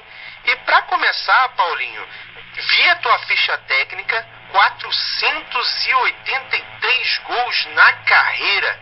Tá certo isso? Foi tão artilheiro assim, Paulinho? Primeiramente aí queria te agradecer pela participação aqui na Bradesco. Eu que agradeço a minha participação, né, aos amigos da Bradesco Esportes FM. Eu acho que é um privilégio para a gente poder voltar a falar num canal de esportes e com tanta repercussão. Mas foi isso mesmo, né? Foram 483 gols oficiais e evidenciado aí no nosso futebol brasileiro. Agora, é interessante, né, que você não era Paulinho McLaren. Depois que veio esse apelido, conta um pouco essa história pra gente. Compararam aí a época boa da Ayrton Senna, foi isso mesmo? Foi um momento bastante oportuno na carreira, né? Foi em 1991 que eu ganhei esse apelido em função de um gol que eu fiz contra o Vitória da Bahia, e nessa altura eu jogava pelo Santos. E foi o ano que eu fui aqui do Brasil e o Senna foi campeão do mundo, né? Então, o que é legal de lembrar é que todas as vezes que a gente lembra de Ayrton Senna, lembra desse período meu aí também no Santos, me remete a um tempo bastante agradável, né? Ter sido artilheiro brasileiro. E nos finais de semana fazia os gols e o Senna ganhava as corridas dele, então a gente acabou fazendo uma dobradinha naquele ano, foi um momento muito legal, né? E o Senna corria pela McLaren, eu jogava pelo Santos, então acho que é um momento bastante de muito brilho na minha carreira e foi muito especial. Agora, depois que esse apelido pegou, você também desandou a fazer gol, se firmou na equipe do Santos, jogou bem pra caramba. Pode dizer que foi um talismã seu também, né? O Senna te deu sorte, o apelido também te deu sorte, né? Muita sorte. Eu até acabei depois, em 92, que eu fui vendido pro Porto, né? Eu fui vice-artilheiro brasileiro naquele ano. Eu fiquei com um recorde aí de maior artilheiro brasileiro antes de juntar tudo, né? De 71 pra cá, eu com o maior número de gols marcados em brasileiro pelo Santos. O Robinho depois acho que quebrava essa marca em 2004, se eu não me engano. Mas foi muito importante, eu acho que todos os gols que eu fiz pela camisa do Santos me remeteram a um nível de excelência, né? Porque uma camisa assim mundial, com toda a história que tem, com a sua tradição, né? Tudo que se fala de Santos, quando vai jogar, o time leva para campo a sua cultura, a sua história, nossos grandes ídolos, né? Então ter jogado no Santos e ter podido deixar meu nome na história foi algo muito especial.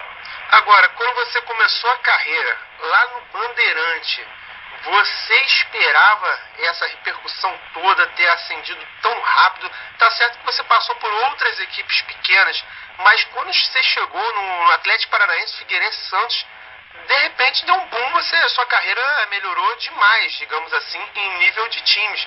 Você pensava isso quando começou? Quando você começou, o que o menino Paulinho McLaren pensava? Na verdade, quando eu comecei a jogar bola, eu pensava em me divertir, né? Que eu acho que era o nosso grande brinquedo de época, e principalmente porque eu sou de uma família de 6 irmãos homens, né? E o nosso brinquedo de Natal na época, que não tinha nem tantas datas assim pra se ganhar presente, era só no Natal mesmo. E a gente sempre ganhava uma bola de final de ano, então a nossa diversão era jogar futebol. E depois, quando eu comecei a jogar futebol e tinha também, né, estudando paralelamente, eu jogava futebol para me divertir. E depois, quando a gente acaba assumindo uma responsabilidade, ver a possibilidade de transformar um sonho numa carreira, aí as coisas vão mudando. Mas antes mesmo de acontecer tudo isso, é a primeira vez que eu vesti a camisa do Santos, foi Santos e Vasco da Gama, e do Bebeto do Vasco, do outro lado, né? E depois eu vim fazer 2 gols contra o Bahia na Vila Belmiro, há algum tempo fazendo vencer, então ganhamos de 3-1, fiz 2 gols, foram meus 2 primeiros gols do Santos. Aí aquilo muda tudo, porque todo aquele seu conceito, toda aquela sua questão lúdica, ela se transforma em profissional de verdade, né?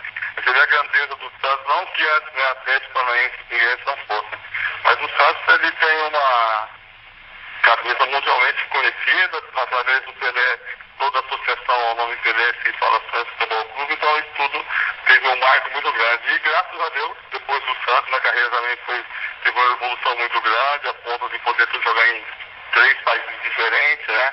Mas muito feliz porque a trajetória começada no Santos me levou por um caminho muito abençoado. Agora, quando você ainda estava no Votuporanguense, veio a proposta do Atlético Paranaense. Podemos dizer que seu primeiro grande clube, né? O que você pensou nessa hora? Poxa, eu vou ter minha primeira grande oportunidade. Como é que eu faço para segurar essa oportunidade? Ou você ficou deslumbrado com a estrutura do Atlético?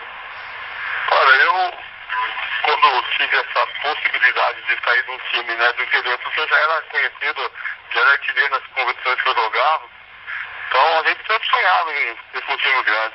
O Atlético me abriu essas portas, né, e me deu a possibilidade de estar lá. Depois, acabei nem jogando muito no Atlético, na verdade eu nem joguei. Na semana que eu esperava, eu fui emprestado para o Figueirense em Santa Catarina. De lá também fui muito feliz, porque de lá eu fui visto, né. Eu fiz uns gols que me acabaram me projetando no campeonato. E depois disso, a minha chegada no Santos. Mas chegar ao Atlético Paranaense já foi um plus da carreira, né? Naquele momento que você divide a carreira, né? O divisor de águas, né? Sair de times de menor expressão para um time de expressão nacional, né? Que a gente via os jogos pela televisão. Então isso tudo mexe muito com a cabeça da gente. E naturalmente você vai evoluindo como atleta e como profissional também.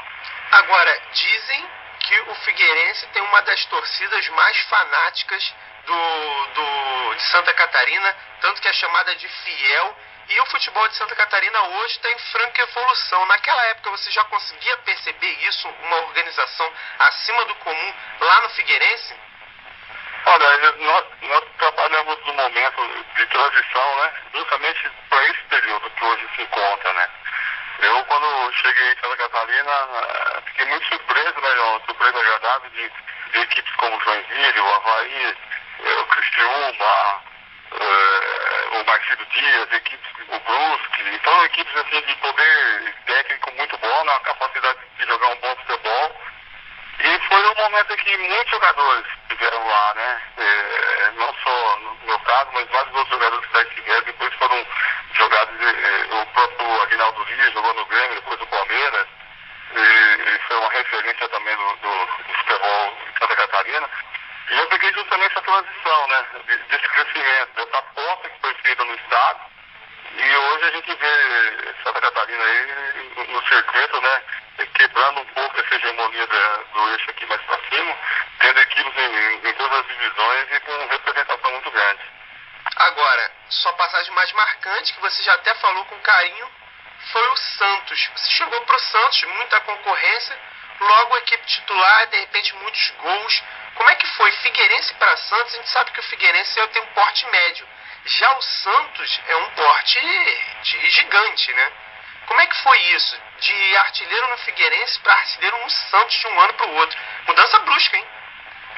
Foi muito brusca e a diferença eu já senti quando eu fiz os meus 2 primeiros gols com a camisa do Santos, né?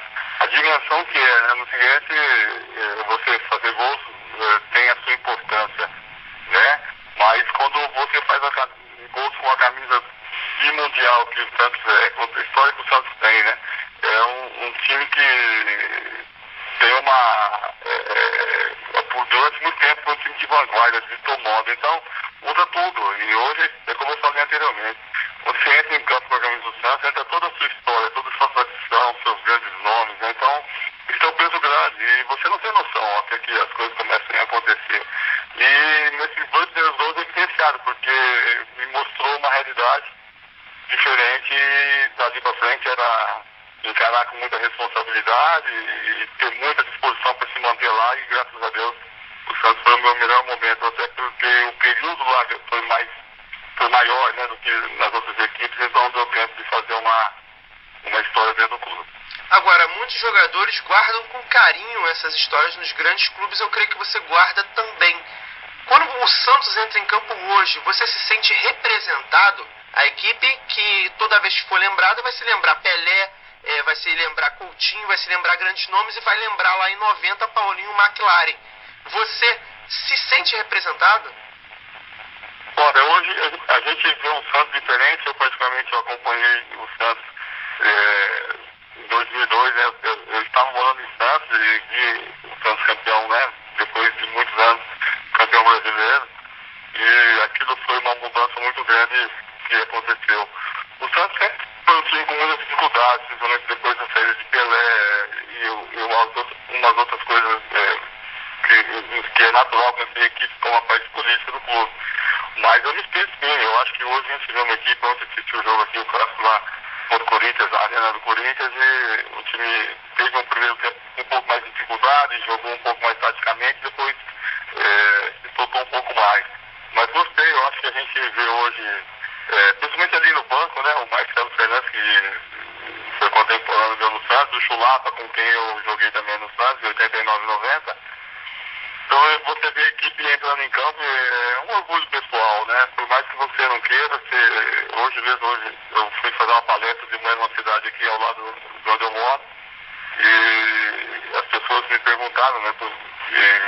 Eles conhecem a minha trajetória, né? Então viram alguns vídeos aí da história do Santos e a minha participação, e me perguntaram até sobre os outros. Então achei legal, a gente acaba sendo representado sim, e todas as vezes que o Santos entra em campo, eu tenho uma parte minha também ali desenhada. Mas o Santos é maior que isso tudo, a história do Santos é muito grande, a camisa do Santos é muito gloriosa e é sempre um privilégio poder ser lembrado, né, e poder falar sempre desse período que marcou a minha história. Agora, depois do Santos, Futebol Clube do Porto, futebol português, oportunidade na Europa. Eu sempre pergunto às pessoas que tiveram essa grande oportunidade na carreira o seguinte: quando a proposta chegou na sua mão, que caiu na sua mesa, o que você pensou? Cara, é uma mudança muito grande, né? Você acaba se deparando com uma realidade diferente da nossa, em todos os sentidos, né? O futebol como uma grande indústria de entretenimento, com busca por números, por resultados, por títulos, e eu fui muito feliz lá no Futebol Clube do Porto, fui campeão português lá, e a oportunidade de ter jogado uma Copa dos Campeões da Europa, a Champions League, então isso tudo muda muito a sua cabeça, você se transforma muito mais no sentido de atleta, de cuidado, de manter a imagem, de estar sempre pronto para jogar de uma maneira diferente que você está acostumado aqui, um pouco mais taticamente, participativo, um pouco mais no sentido de, às vezes, uma marcação, coisas que a gente não tem hoje, eu sei muito, né, mas eu já percebi essa mudança quando a minha chegada lá. Então, acho que a gente tem uma um grande impacto quando você sai, principalmente na cultura, na língua, né? Por mais que seja o português que a gente entenda, mas tem uma mudança muito grande comportamental e entre outras coisas que a cultura nos impõe, né? Mas foi muito bom porque eu pude viver um ano da minha chegada muito bom e acho que o Porto mudou assim, a minha maneira de pensar e ver futebol como eu vejo hoje, pela questão de você ter o comprometimento do grupo, né? Não é só você como jogador apenas montar um time, né? A gente se trabalha com um grupo porque durante o ano são vários torneios, né? Várias competições. Então você aprende que um dia você joga, o outro você fica de fora, o outro você está no banco. Então isso tudo é muito legal porque tem uma outra visão e o comprometimento tem que ser maior para que você consiga ter o sucesso que você deseja. Agora, você acabou voltando para o Internacional. Por que a escolha de voltar para o Brasil depois de uma experiência na Europa, principalmente em Portugal, e a volta para o Brasil? Por que a escolha pelo Inter? Na verdade, as escolhas elas aparecem também em conformidade com a sua vida pessoal, né? E eu, pro segundo ano, quando houve a mudança aí, já no final da temporada, pro Bob Robson, o Porto também decidiu investir um pouco mais nos jogadores da casa. E eu, na altura, sonhava ainda em jogar um Mundial, né? Em 94, então acho que havia a possibilidade de sair do Brasil já com 2 convocações. Eu gostaria de voltar e ser visto para tentar ir para a Copa do Mundo. Isso também foi uma das coisas que pesou. E o Inter era um time de projeção, né? Um time tricampeão brasileiro, então com toda a história, com a camisa também. Então essa foi uma aposta legal e também foi um grande clube que eu vivi, campeão gaúcho 94, artilheiro da Copa do Brasil, um dos artilheiros do Campeonato Gaúcho. Então são coisas que o futebol vai te apresentando, mas foi uma aposta mesmo em voltar ao cenário e tentar uma vaga no Mundial que acabou não acontecendo. Agora é interessante, né? Porque normalmente, pelo menos de uns anos pra cá, você ficar na Europa é mais chance de seleção do que você voltar pro Brasil. Naquela época era diferente? Era diferente, né? A gente tinha uma seleção mais brasileira, né? Na verdade, hoje também a globalização encurtou tudo, né? Hoje é mais visto, é muito mais fácil de ter visto, tem mais informação, chega mais rápido tudo que está acontecendo lá fora, né? Os campeonatos hoje são mais divulgados, então você é visto, não tem distância no futebol, né? Eu acho que hoje acabou. Então, a ideia era essa, né? Quando eu voltei, né? Porque até foi uma base brasileira para aquela seleção. E hoje a gente vê a seleção brasileira muito modificada, né? Na sua cultura, na sua maneira de jogar, até pela influência, né? Que os outros mercados do futebol têm sobre os nossos principais jogadores, mas de uma certa forma deixar a seleção competitiva para aquilo que precisa ser apresentado para se jogar mundialmente hoje. Agora, depois você passou pela Portuguesa e pelo Cruzeiro, mais uma vez uma bela temporada no Cruzeiro, na Portuguesa também boas participações. Queria que você falasse dessas duas equipes, né? O Cruzeiro que é monstruosamente grande, né? Em Minas é Atlético e Cruzeiro, é uma disputa que é quase comparada a Inter e Grêmio, né? Cruzeiro e Atlético Mineiro são equipes. Eu até passei um pouquinho nos Estados Unidos no Atlético, passei um período curto, 2 meses e meio, eu acho, mas são enormes, né? O Cruzeiro hoje, dentro do Brasil, dos clubes que eu joguei, é o clube mais estruturado em todos os sentidos e busca isso, né, por excelência, né? Foi magnífico jogar lá com Marcelo Ramos, com Palinha, com Serginho, com Guida, Varese, entre outros, né? E uma camisa que também, todas as vezes que eu vou a Minas, todas as vezes que a gente fala aí um pouco de futebol, tem que se falar de Cruzeiro, porque foi marcante para mim também. E a Portuguesa, que é uma casa que eu me senti muito à vontade. Eu acho que na Portuguesa eu pude jogar um pouco o período que eu joguei, não que nos outros equipes não foi assim, mas poder ter jogar aquele futebol com um time um pouco mais amigo, mais junto, o grupo era menor e existia uma pressão sempre grande da mídia, da torcida, tudo uma cobrança para que a Portuguesa se comportasse como grande. E eu pude passar lá um período muito gratificante. Artilheiro do Campeonato Paulista, né, com a Portuguesa, 20 gols no campeonato, um número muito duro de alcançar, mas uma equipe que a gente tinha lá conseguia produzir a ponto de a gente brigar por um título, né? Então, a Portuguesa marcou muito nesse sentido, de uma busca daquele futebol que a gente gostava de ver os times jogando e jogar também, né, no mesmo perfil. E eu não tenho, assim, eu jamais teria palavras para agradecer, não só o Cruzeiro e Português, todas as equipes que eu joguei, porque você sonha isso como atleta, né, como jogador, como criança. E quando isso acontece ali na sua frente, você acaba se entregando demais para que as coisas aconteçam. E eu, graças a Deus, esse período também foi muito importante para mim. E cada clube com a sua história, com a sua maneira de ser, acaba influenciando um pouco a sua carreira, e de cada um a gente acaba levando uma característica. Agora é interessante que você me parece um cara de grandes apostas, né? Depois do Cruzeiro você foi pro Bellmare Hiratsuka, no Japão, e depois do Atlético pro Miami Fusion. Duas ligas que estavam em pleno início, né? Tanto a japonesa quanto a liga dos Estados Unidos. Você gosta de apostar alto, hein, Paulinho? Na verdade, sempre foi um perfil meu, né? Eu já sou nômade desde garoto. Meu pai trabalhou numa empresa de construção civil, rodou o Brasil inteiro. Acho que isso ficou um pouco no sangue, mas foi um privilégio, né? Jogar a J-League, que é a liga japonesa, num grande momento da liga. Lógico que a gente tem a porta da vista também, tem toda uma questão contratual, uma mudança de cultura. O futebol proporcionar isso é muito interessante. E vivi no Japão esse um ano maravilhoso, aprendi bastante.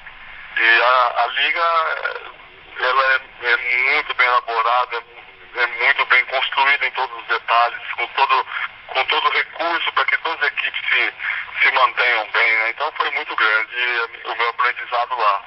E na MLS, que a Major League, eu joguei o terceiro ano da liga, uma liga ainda na transição, né?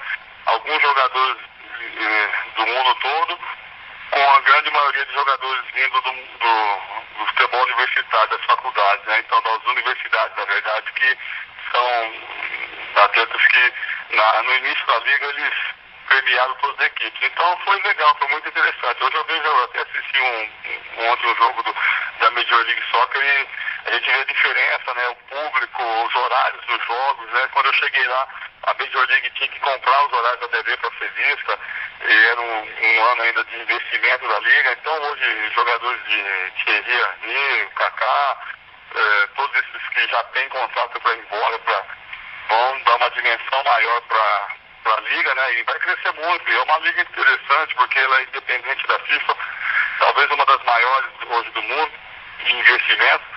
Mas eu tive o privilégio de passar lá, de poder ter feito pelo Miami Fusion uma temporada, e foi muito legal. Era uma reta final de carreira, né? Então também foi uma das apostas de conhecer uma cultura diferente, um país de primeiro mundo, de verdade, né? Onde as coisas funcionam, e foi muito interessante, porque daí não só você profissionalmente, mas a família toda também tem um privilégio e é uma oportunidade única, né? E eu sempre agradeço ao futebol por isso, porque me proporcionou toda essa aventura que foi minha vida dentro do futebol.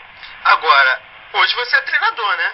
Já tivemos várias passagens pelo Rio Claro, e você também já investiu alto nessa carreira. Como é que está o Paulinho McLaren fora dos campos como treinador? Bom, eu já vivi momentos bastante agradáveis aqui, né? Com o Rio Claro em 2009 aqui no Campeonato Paulista, na Série 2, subindo para a Série 1, e depois em 2012 com o Capivariano, que é a grande surpresa do estado, da Série 2, da Série 3 para a Série A2, e eu já conquistei esses dois acessos. Em 2013 eu tive uma temporada na Arábia, né? E também já trabalhei equipes com o União São João, o próprio Rio Claro, que você colocou, o Taubaté, agora o meu último clube aqui, o Uberlândia, mas também trabalhei na Sociedade Esportiva Itapireste. Então já tive uma rodagem boa. Acho que a experiência tem que vir por aí mesmo, né? De você aprender a fazer mais com menos, e eu acredito que essa busca me trazer ferramentas que amanhã eu vou poder utilizar numa equipe grande, que meu sonho é chegar num grande clube. Mas estou construindo a carreira. A construção de uma carreira de treinador é mais difícil, um pouco mais complexa. Mas é uma carreira que, antes de eu assumir, eu fui me preparar, me graduei, né, fiz educação física, inclusive estou aqui também fazendo meu mestrado para me capacitar um pouco mais e podendo entrar no mercado e, quem sabe, ter uma influência sobre esses que estão chegando, fazer uma diferença no futebol, né? Mas é uma carreira um pouco mais complexa, mas mesmo assim está no sangue e espero poder vencer. É verdade, você teve muitos desafios na carreira, né? Mercado exterior te interessa também? Você está estudando lá para a Europa, para Estados Unidos, só entra se estudar. O caminho é esse. Não, o futebol ele carece disso tudo, né? Principalmente o treinador, né? Você precisa de uma cultura maior. Meu aprendizado já na Arábia foi muito bom, na Arábia Saudita, eu espero poder, é um mercado que eu espero poder voltar. Lógico que em todos os outros mercados você tem que ter um conhecimento maior, um pouco mais de cursos, né, para fazer. Já fiz 2 aqui no Brasil, espero poder fazer um pouco na Europa, dar uma viajada e aprender e conhecer um pouco mais, né? Talvez a Itália seja um lugar que a gente possa ver muita coisa, a Espanha, mas eu acho que esse intercâmbio ele te valoriza mais e te capacita. Eu espero poder fazer para poder trazer para minha carreira um diferencial e vencer. Para finalizar, Paulinho, o que você pensa de futebol? A gente sempre encerra com essa pergunta. Queria que você falasse o que você pensa do futebol atual. O futebol, na verdade, ele continua transcendendo de dentro para fora, né? Ele mexe com a paixão, ele mexe com a vaidade, ele mexe com a cabeça de cada um aqui fora, ele tem uma interferência econômica, né, na vida de muita gente. E o futebol atual, eu acho que hoje eu praticamente vejo uma mudança muito grande. Mudou-se muito a linguagem, mudou-se muito o comportamento, né? Chegamos num nível hoje de uma indústria de entretenimento em que você produz por resultados. Eu acho que o brilho do futebol ele acaba sendo engolido pelo resultado, pela busca de números, e é o que está imposto hoje. Eu acho que falta um pouco mais de cuidado, principalmente com a nossa seleção, ter um período mais árduo de preparação para tudo, ter talvez um ajuste. Eu acho que hoje a gente já está bem atrasado nesse sentido, um ajuste com um calendário mundial, né? Para que a gente pudesse ter os períodos que as outras seleções têm também para poder se preparar melhor. Mas, de uma certa forma, a gente vê, né? Eu, particularmente, eu vi aquele pessoal no final da década de 60, 70, joguei com alguns jogadores que vieram dessas gerações. A gente viu uma mudança muito grande, hoje muita ciência, né? Dentro do futebol, muita força, se trabalha mais as valências físicas do que as valências técnicas, e até porque pela cultura do futebol brasileiro, né, os treinadores muitas vezes privilegiam jogar por resultado pela necessidade de se manter, porque o resultado é que determina, né? E eu acho que isso aí não é uma ferramenta adequada para você medir a capacidade de um treinador. Eu acho que a gente teve poucas apostas nesse sentido, né? O Tite talvez tenha sido lá atrás com o André Sanches, quando perdeu a vaga na Libertadores, e se manteve uma metodologia, acabou chegando no time que o Corinthians foi campeão mundial. E eu acho que falta um pouco mais disso, um pouco mais eu acredito muito na manutenção de um conceito. Talvez está faltando isso. Eu acho que a gente ainda evoluiu muito, apesar de tudo evoluiu muito nos treinadores, nos jogadores, mas o futebol ele migra muito, ele é uma transição muito rápida, né? 2010 a seleção da Espanha ditou moda, agora vem a seleção da Alemanha e vai assim migrando, né? E as seleções vão sendo copiadas, o que tem de melhor você copia para tentar se tornar vencedor, e ao mesmo tempo aquele melhor você tem que tentar tirar do adversário. Então é um grande laboratório diário, muito estudo, tem que ter um comprometimento muito grande com a carreira para que você tenha sucesso. Mas o futebol, eu acho que hoje ainda vai continuar produzindo. Uma única ressalva que eu acho que a gente precisa fazer é uma mudança, talvez aí até a área que eu vou aqui na minha tese de mestrado, a gente melhorar o nosso produto lá na base, para a gente poder ter um melhor futebol lá na frente, que protagonistas nós vamos ter sempre, mas o futebol é o grande produto que a gente tem que cuidar melhor. Eu acho que talvez se voltar um pouco para isso, com a legislação, com outras coisas que são inerentes ao futebol, para que a gente consiga voltar a ter aquele futebol que produziu muito mais do que jogadores, né? Que fez o futebol um grande produto nosso, que hoje a gente vê assim, com uma distância grande da sua essência, que eu acho que a gente acabou perdendo um pouco. Paulinho McLaren, te agradeço muito a participação aqui na Bradesco Esportes FM. As portas estão abertas quando tiver algo novo aí para conversar com a gente. Também creio que a gente possa conversar também sobre Santos, Fluminense, Cruzeiro. Aqui você vai ter sempre o teu espaço, afinal somos 24 horas de esporte, né? Legal. Fiquei muito feliz com a minha participação. Acho que a gente, cada vez que fala de futebol, pode falar um pouco da nossa carreira, de tudo aquilo que foi, é legal. Agradeço aos amigos da Bradesco Sport FM, um grande abraço a todos e espero uma próxima oportunidade de estar junto. Um grande abraço. Valeu. Grande abraço, meu querido. Deus abençoe. Um bom dia. Valeu para você também. Obrigado, na paz. Esse aí, Paulinho McLaren, hoje treinador, e que fez sucesso principalmente com a camisa do Santos. É sempre interessante essas histórias de ex-atletas que estavam aí sumidos, mas que tem grandes histórias para contar, como foi essa. Cappuccino, o futebol internacional na Bradesco Esportes FM.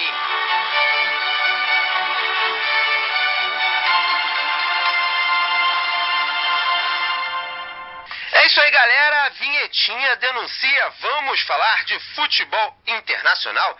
Tudo o que aconteceu na Europa, Ásia, Oceania, aonde tem informação, eu, Juan Rodrigues, estarei lá para contar para vocês. E vamos falar sobre as ligas europeias. Tivemos rodada completa na maioria delas, começando pela Liga Francesa, onde o Mônaco empatou com o Saint-Étienne em 1-1. O Lyon bateu o Guingamp por 3-1. O Lille fez 3-1 no Rennes. O Rennes fez 3-0 no Lorient. O Metz fez 3-2 no Toulouse. O Montpellier fez 3-1 no Bastia. O Nice ficou no 2-2 com o Evian. O Bordeaux fez 2-1 no Lens. O Caen 2-1 no Nantes. E o Marseille perdeu para o Paris Saint-Germain por 3-2. E com o resultado, o Paris Saint-Germain é o líder do francês com 62 pontos. Na segunda colocação vem o Lyon, tem 61. Na terceira vem o Olympique de Marseille com 57. Na quarta colocação, o Mônaco tem 54. O quinto é o Saint-Étienne com 53 pontos. O sexto é o Bordeaux, tem 51. O sétimo é o Montpellier com 48. Na zona de rebaixamento, 18º colocado é o Toulouse com 32 pontos. 19º é o Metz, tem 26 pontos. E o lanterna é o Lens com 25 pontos na competição. E seguimos para a Alemanha, onde o Werder Bremen empatou em 0-0 com Mainz. O Eintracht Frankfurt ficou no 2-2 com Hannover 96. O Freiburg bateu o Colônia por 1-0. O Borussia Mönchengladbach bateu o Hoffenheim fora de casa por 4-1. O Bayer Leverkusen fez 4-0 em cima do Hamburgo. O Wolfsburg 3-1 em cima do Stuttgart. O Bayern de Munique ficou no 1-0 no clássico contra o Borussia Dortmund. O Augsburg ficou no 0-0 com o Schalke e o Hertha bateu o Paderborn por 2-0. Na classificação, a liderança é do Bayern de Munique com 67 pontos. Segundo colocado é o Wolfsburg, 57 pontos. O terceiro é o Borussia Mönchengladbach com 50. O quarto é o Bayer Leverkusen, tem 48. Na quinta colocação vem o Schalke 04, 40. O sexto é o Augsburg, tem 39. Sétimo colocado, Hoffenheim, tem 37 pontos. Na zona de rebaixamento, 17º colocado é a equipe do Paderborn com 24 pontos. 18º é o Stuttgart com 23 pontos na classificação. Partimos agora para a Itália, onde a Roma bateu o Napoli por 1-0. O Torino fez 2-1 em cima do Atalanta. O Cagliari perdeu para Lazio por 3-1. Genoa ficou no empate com o Udinese em 1-1. A Internazionale também empatou com o Parma, rapaz. O Parma está virtualmente rebaixado do campeonato e a Internazionale conseguiu essa proeza. 1-1, Inter e Parma. Milan bateu o Palermo por 2-1. O Sassuolo fez 1-0 em cima do Chievo. Verona e Cesena protagonizaram o duelo de mais gols. 6 gols na partida, placar 3-3. Fiorentina bateu a Sampdoria por 2-0 e a Juve segue líder com os 2-0 em cima do Empoli. A Juventus tem 70 pontos. Segundo colocado, a Roma está bem longe, 56 pontos. Terceira, Lazio tem 55. Quarta, Fiorentina tem 49. Na quinta colocação, vê o Sampdoria com 48 pontos. Sexto, Napoli tem 47. Sétimo, Torino tem 42 pontos. Zona de rebaixamento com o Cesena, 18º, 22 pontos. 19º, Cagliari, 21 pontos. E o Parma, 20º, tem 10 pontos na classificação. Partimos para a Espanha, onde tivemos um massacre do Real Madrid. Massacre que foi realizado no domingo. 5 gols de Cristiano Ronaldo e 9-1 para o Real Madrid contra o Granada. Pode acreditar, meu caro Francisco Alves, 9-1 para o Real Madrid. Lembrando que até os 15 minutos do segundo tempo só estava 3-0. Aí de repente desandou a fazer gols o Real Madrid. O Rayo Vallecano fez 2-1 em cima do Eibar. O Sevilla fez 2-0 em cima do Atlético Bilbao. O Atlético de Madrid 2-0 contra o Córdoba. O Levante fez 4-1 contra o Almeria. Málaga e Real Sociedad ficaram no 1-1. Valência e Vila Real ficaram no 0-0. Getafe 2, La Coruña 1. Barcelona 1, Celta de Vigo 0. Lembrando que completa a rodada Elche contra Espanhol. Na classificação, liderança do Barça, 71 pontos. Segundo colocado, o Real Madrid tem 67. O terceiro, o Atlético de Madrid, tem 62 pontos. O quarto, Valência, tem 61 pontos. Na zona de rebaixamento, 18º, Almeria, tem 25 pontos. 19º, Granada, tem 23 pontos. E o lanterna é o Córdoba, com 18 pontos na classificação. Para fechar aqui os resultados, tivemos campeonato inglês, onde o Arsenal bateu o Liverpool por 4-1. O Everton fez 1-0 contra o Southampton. Leicester bateu o West Ham por 2-1. O Manchester United fez 3-1 no Aston Villa com um golaço do Wayne Rooney. O Swansea fez 3-1 em cima do Hull City. O Queen's Park Rangers fez 4-1 em cima do West Brom. O Chelsea bateu o Stoke por 2-1. O destaque para o gol do Stoke de Charlie Adam, que foi feito diante do meio de campo. O gol que Pelé não conseguiu, Charlie Adam conseguiu. Burnley empatou em 0-0 com o Tottenham. Sunderland bateu o Newcastle 1-0, completa a rodada. Crystal Palace e Manchester City, liderança do inglês para o Chelsea, 70 pontos. Segundo colocado, o Arsenal tem 63. Terceiro, Manchester United, 62. Quarto, Manchester City tem 61. Quinto, o Liverpool tem 54. Sexto, Tottenham, 54. Sétimo, Southampton com 53. Zona de rebaixamento, 18º colocado, Burnley, 26 pontos. 19º, Queen's Park Rangers, 25. E lanterna, o Leicester, tem 22 pontos. E para fechar, o Liverpool já está se programando, temendo uma debandada. Cada vez mais longe da Liga dos Campeões, alguns jogadores devem deixar o clube. Além de Gerrard, que vai defender o Los Angeles Galaxy, o clube teme perder os atletas como Sterling, Henderson e Sturridge, além de Balotelli, que não rendeu o esperado. Para isso, para se repor, o clube pensa em Douglas Costa e Falcão Garcia. Desta forma, Falcão seria uma das prioridades. O colombiano está emprestado ao Manchester United, mas tem jogado muito pouco e quase não faz gols. O Liverpool poderia pagar até 50 milhões de euros, 171 milhões de reais, ao Mônaco para contratar o ex-jogador do Atlético de Madrid, Porto e River Plate. Já Douglas Costa, que é observado pelo Chelsea, o Liverpool também está de olho. O trunfo do clube para desviar o brasileiro de Stamford Bridge seria o maior espaço que poderia ter em Anfield Road. A negociação pelo meio atacante seria de em torno 27 milhões de euros, 92 milhões de reais.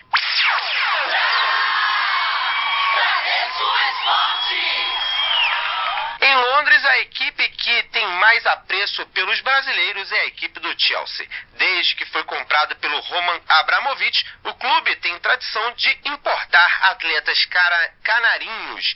O repórter Philip Kinley falou ao Band Esporte Clube sobre essa situação. Ele acompanhou a torcida do Chelsea Brasil, que visitou Londres no último final de semana para acompanhar Chelsea Stoke City. Vamos ouvir. O seu time inglês mais abrasileirado não é novidade. Nenhuma outra equipe da Terra da Rainha possui tantos brazucas. O elenco atual são 5. Ramires, Willian, Oscar, Felipe Luiz e o Diego Costa. O que muita gente não sabe é da força verde e amarela também entre os torcedores. São milhares de fãs do clube inglês. Na internet, a torcida Chelsea Brasil está presente em várias plataformas. No Facebook, por exemplo, são mais de 45 mil. E essa paixão pelos Blues fez que um grupo formado por 23 brasileiros de 7 estados do país aproveitasse esse feriado de Páscoa para atravessar o Atlântico e vir até Londres, a capital da Inglaterra, ver de perto o time do coração. Quem chegou aqui na excursão, a emoção está sendo muito forte. A primeira vez que eles pisaram em Stamford Bridge foi sensacional. Não dá para conter as lágrimas. O amor não escolhe país e nem mede distâncias. O que fazer então quando o time do peito está em outro continente? No caso do Marcelino, muito sacrifício. E roupa eu já não compro há mais de um ano, desde que eu fechei a viagem. Fiz empréstimo, eu via meus amigos saindo para assistir jogo do Palmeiras, do Corinthians, do São Paulo, que ela via aquela festa no metrô, eu falei, meu Deus, eu nunca vou ter isso na minha vida. E hoje a gente estava lá e bagunçamos no metrô de Londres. E em um sábado típico inglês, com tempo nublado e frio de 7 graus, a torcida do Chelsea Brasil acompanhou no Stamford Bridge o duelo contra o Stoke City. E eles viram de perto o Eden Hazard abrir o placar de pênalti. E o Stoke empatar com esse gol histórico do Charlie Adam. Chutaço antes do meio de campo. Mas a virada veio com Luc Remy. Chelsea venceu por 2-1 e segue líder do campeonato inglês. Alegria completa para esses brasileiros em Londres.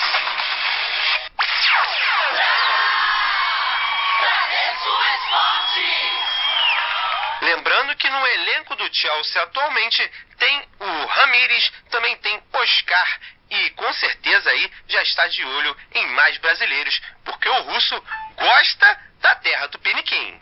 Primeiramente queria te agradecer a participação aqui na Bradesco Esportes FM, Dario Pereira, que foi um dos maiores zagueiros aí uruguaios, um jogador de muita história. É um prazer tê-lo aqui na Bradesco Esportes FM. Oi, um prazer, tudo bem? É muito prazer também estar com vocês conversando. Agora, Dario, como é que você tem visto, né, um zagueiro de tanta qualidade, um volante de tanta qualidade, a qualidade dos zagueiros no mundo hoje em dia? Você que tinha muita qualidade aí para sair jogando, um cara muito técnico, como é que você tem visto? Olha, eu acho que hoje a defesa hoje ficou mais como defensor mesmo. A gente vê poucos defensores atacar e sair de atrás jogando, sair driblando e indo no ataque, como antigamente, talvez porque havia muito mais espaços, né? Também o treinador dava mais liberdade. Então o que hoje a gente vê é que a defesa, principalmente os zagueiros, aí ou o volante que fica na frente da zaga, raramente saem, raramente eles faz drible. Por quê? Porque também é fatal. Se perder uma bola ali nesse espaço, os contra-ataques são fatais e todo mundo aproveita. Então, eu acho que hoje os treinadores não deixam mais os jogadores sair jogando, até proíbem mesmo, e principalmente eles podem jogar lateralmente, assim, tá? Jogar pro goleiro, hoje se está usando muito jogar pro goleiro, o defesa jogar pro lateral, agora não vê um passe, uma profundidade, uma jogada mais arriscada, não. Então ficou tudo muito comum, por isso que a gente hoje não vê grandes zagueiros. Agora, você acha que isso é prejudicial, a falta do treinador dar liberdade para o zagueiro, para o defensor, ele dá aquele toque de classe que às vezes ele pode ter? A gente sabe que tem muito zagueiro grosso, mas tem zagueiro que sabe jogar, e às vezes essa proibição pode acabar diminuindo um pouco o nível, como a gente tem visto ultimamente? Com certeza sim, como eu falei hoje, os treinadores procuram muito mais não tomar gol, né? Manter o zero, e se puder ganhar de 1-0, tá bom demais. Não precisa também arriscar muito Então, claro que há exceções, né? Que no caso, por exemplo, quando os times são muito bons, a gente vê jogar o Barcelona, o Real de Madrid, né? A própria a seleção alemã, que jogava também nos contra-ataques, mas jogava muito forte e não poupava nesse sentido, depois de fazer 1-2-0, ficar tocando para trás, não queriam fazer mais gol. Mas hoje a maioria é assim, então por isso que às vezes fica um pouco monótono, né, o futebol. Falando aqui, por exemplo, do Brasil, a gente vê um pouco monótono e dificilmente vê grandes espetáculos, né. Agora, com relação a você, né, você era volante, de repente virou zagueiro e acabou com o jogo e acabou sendo zagueiro até o final da carreira, né. Queria que você contasse essa história, né, um zagueiro muito técnico, um volante muito técnico, virou zagueiro e de repente se encontrou, né, na posição. Sua história é bastante interessante, Dario. Realmente. É que eu, quando jogava no Uruguai, quando jogava no Nacional, quando jogava na seleção, era um tipo de volante de marcação na frente aí. Só que também eu tinha facilidade para chegar no ataque, tanto para um cruzamento, tinha fôlego para isso, eu tinha tecnicamente também tinha uma boa técnica para poder chegar tocando, fazendo tabeiras. Então, isso facilitou. E aí depois, como eu não estava indo muito bem na posição aqui no Brasil de volante, aí acabei sendo improvisado na saga em um clássico contra o Corinthians, justamente, que fazia 4 anos que o São Paulo não ganhava do Corinthians. E aí eu fui muito bem, né? Tava o Sócrates, marquei o Sócrates, fui bem, nós quebramos o tabu, ganhamos o jogo, e aí o pessoal falou, tudo bem, deixa ele aí, vamos ver o que acontece, né? O Carlos Alberto Silva era o treinador. E aí no próximo jogo eu joguei de novo, fui muito bem, naquela época ganhei o prêmio de melhor em campo, e aí joguei outro também, ganhei o prêmio de melhor em campo, aí falaram, olha, agora acho que não vai voltar mais. Aí vieram falar comigo, eu falei, olha, não vou voltar não, eu quero ficar aqui de zagueiro mesmo, que aqui me encontrei e está indo muito bem. E foi dessa forma que aconteceu, ficar depois 8 anos, 9 anos jogando no São Paulo de zagueiro. Agora é interessante que muitos jogadores, eles sequer gostam de ir recuando, né? E você recuou e jogou muito bem, até apareceu como surpresa em algumas jogadas. Você tinha essa consciência de que poderia ser sua grande chance de se tornar um dos melhores zagueiros da época, até porque você tinha muita qualidade mesmo. Chegava também ao ataque, o que era uma surpresa, e o homem vindo de trás, ele causa surpresa nos defensores adversários. É verdade. Bom, eu na verdade não planejei, como eu falei, foi tudo ao acaso, aconteceu, né?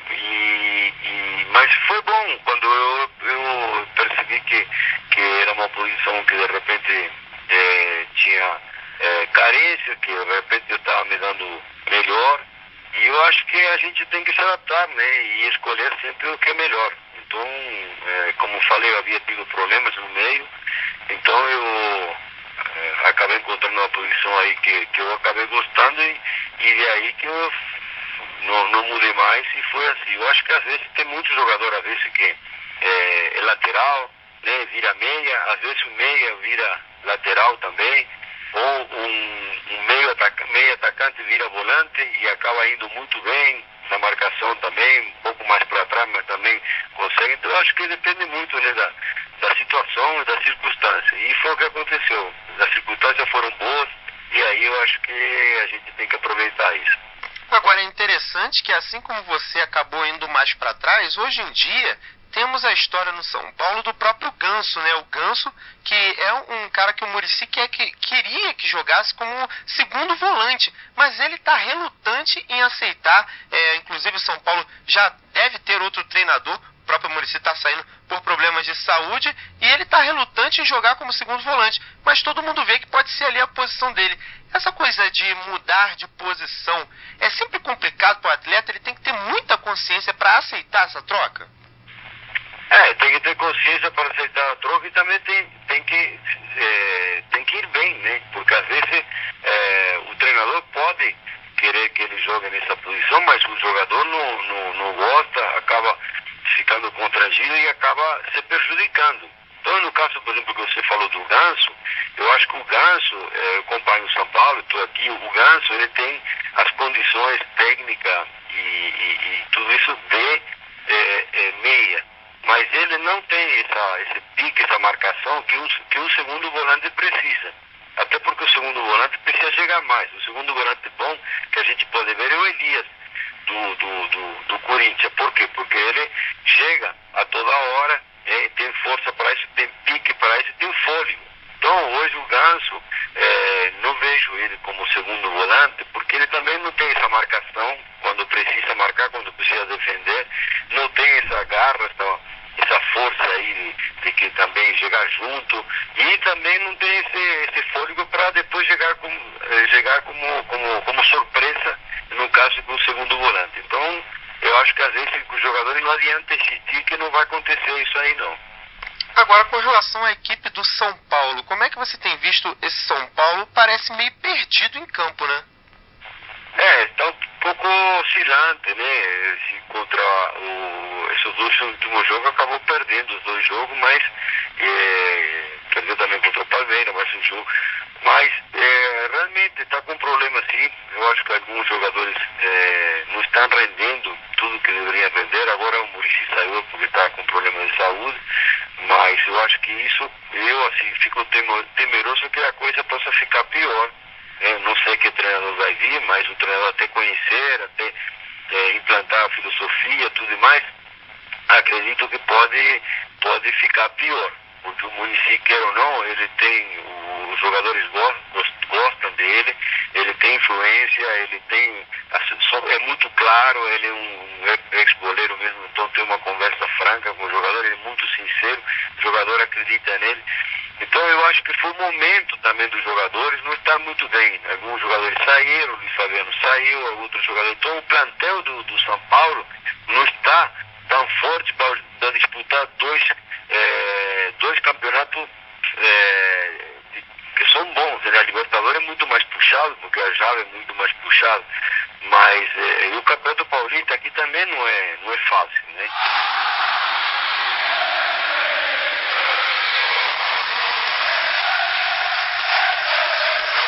Você está na Bradesco Esportes FM, a rádio do seu esporte.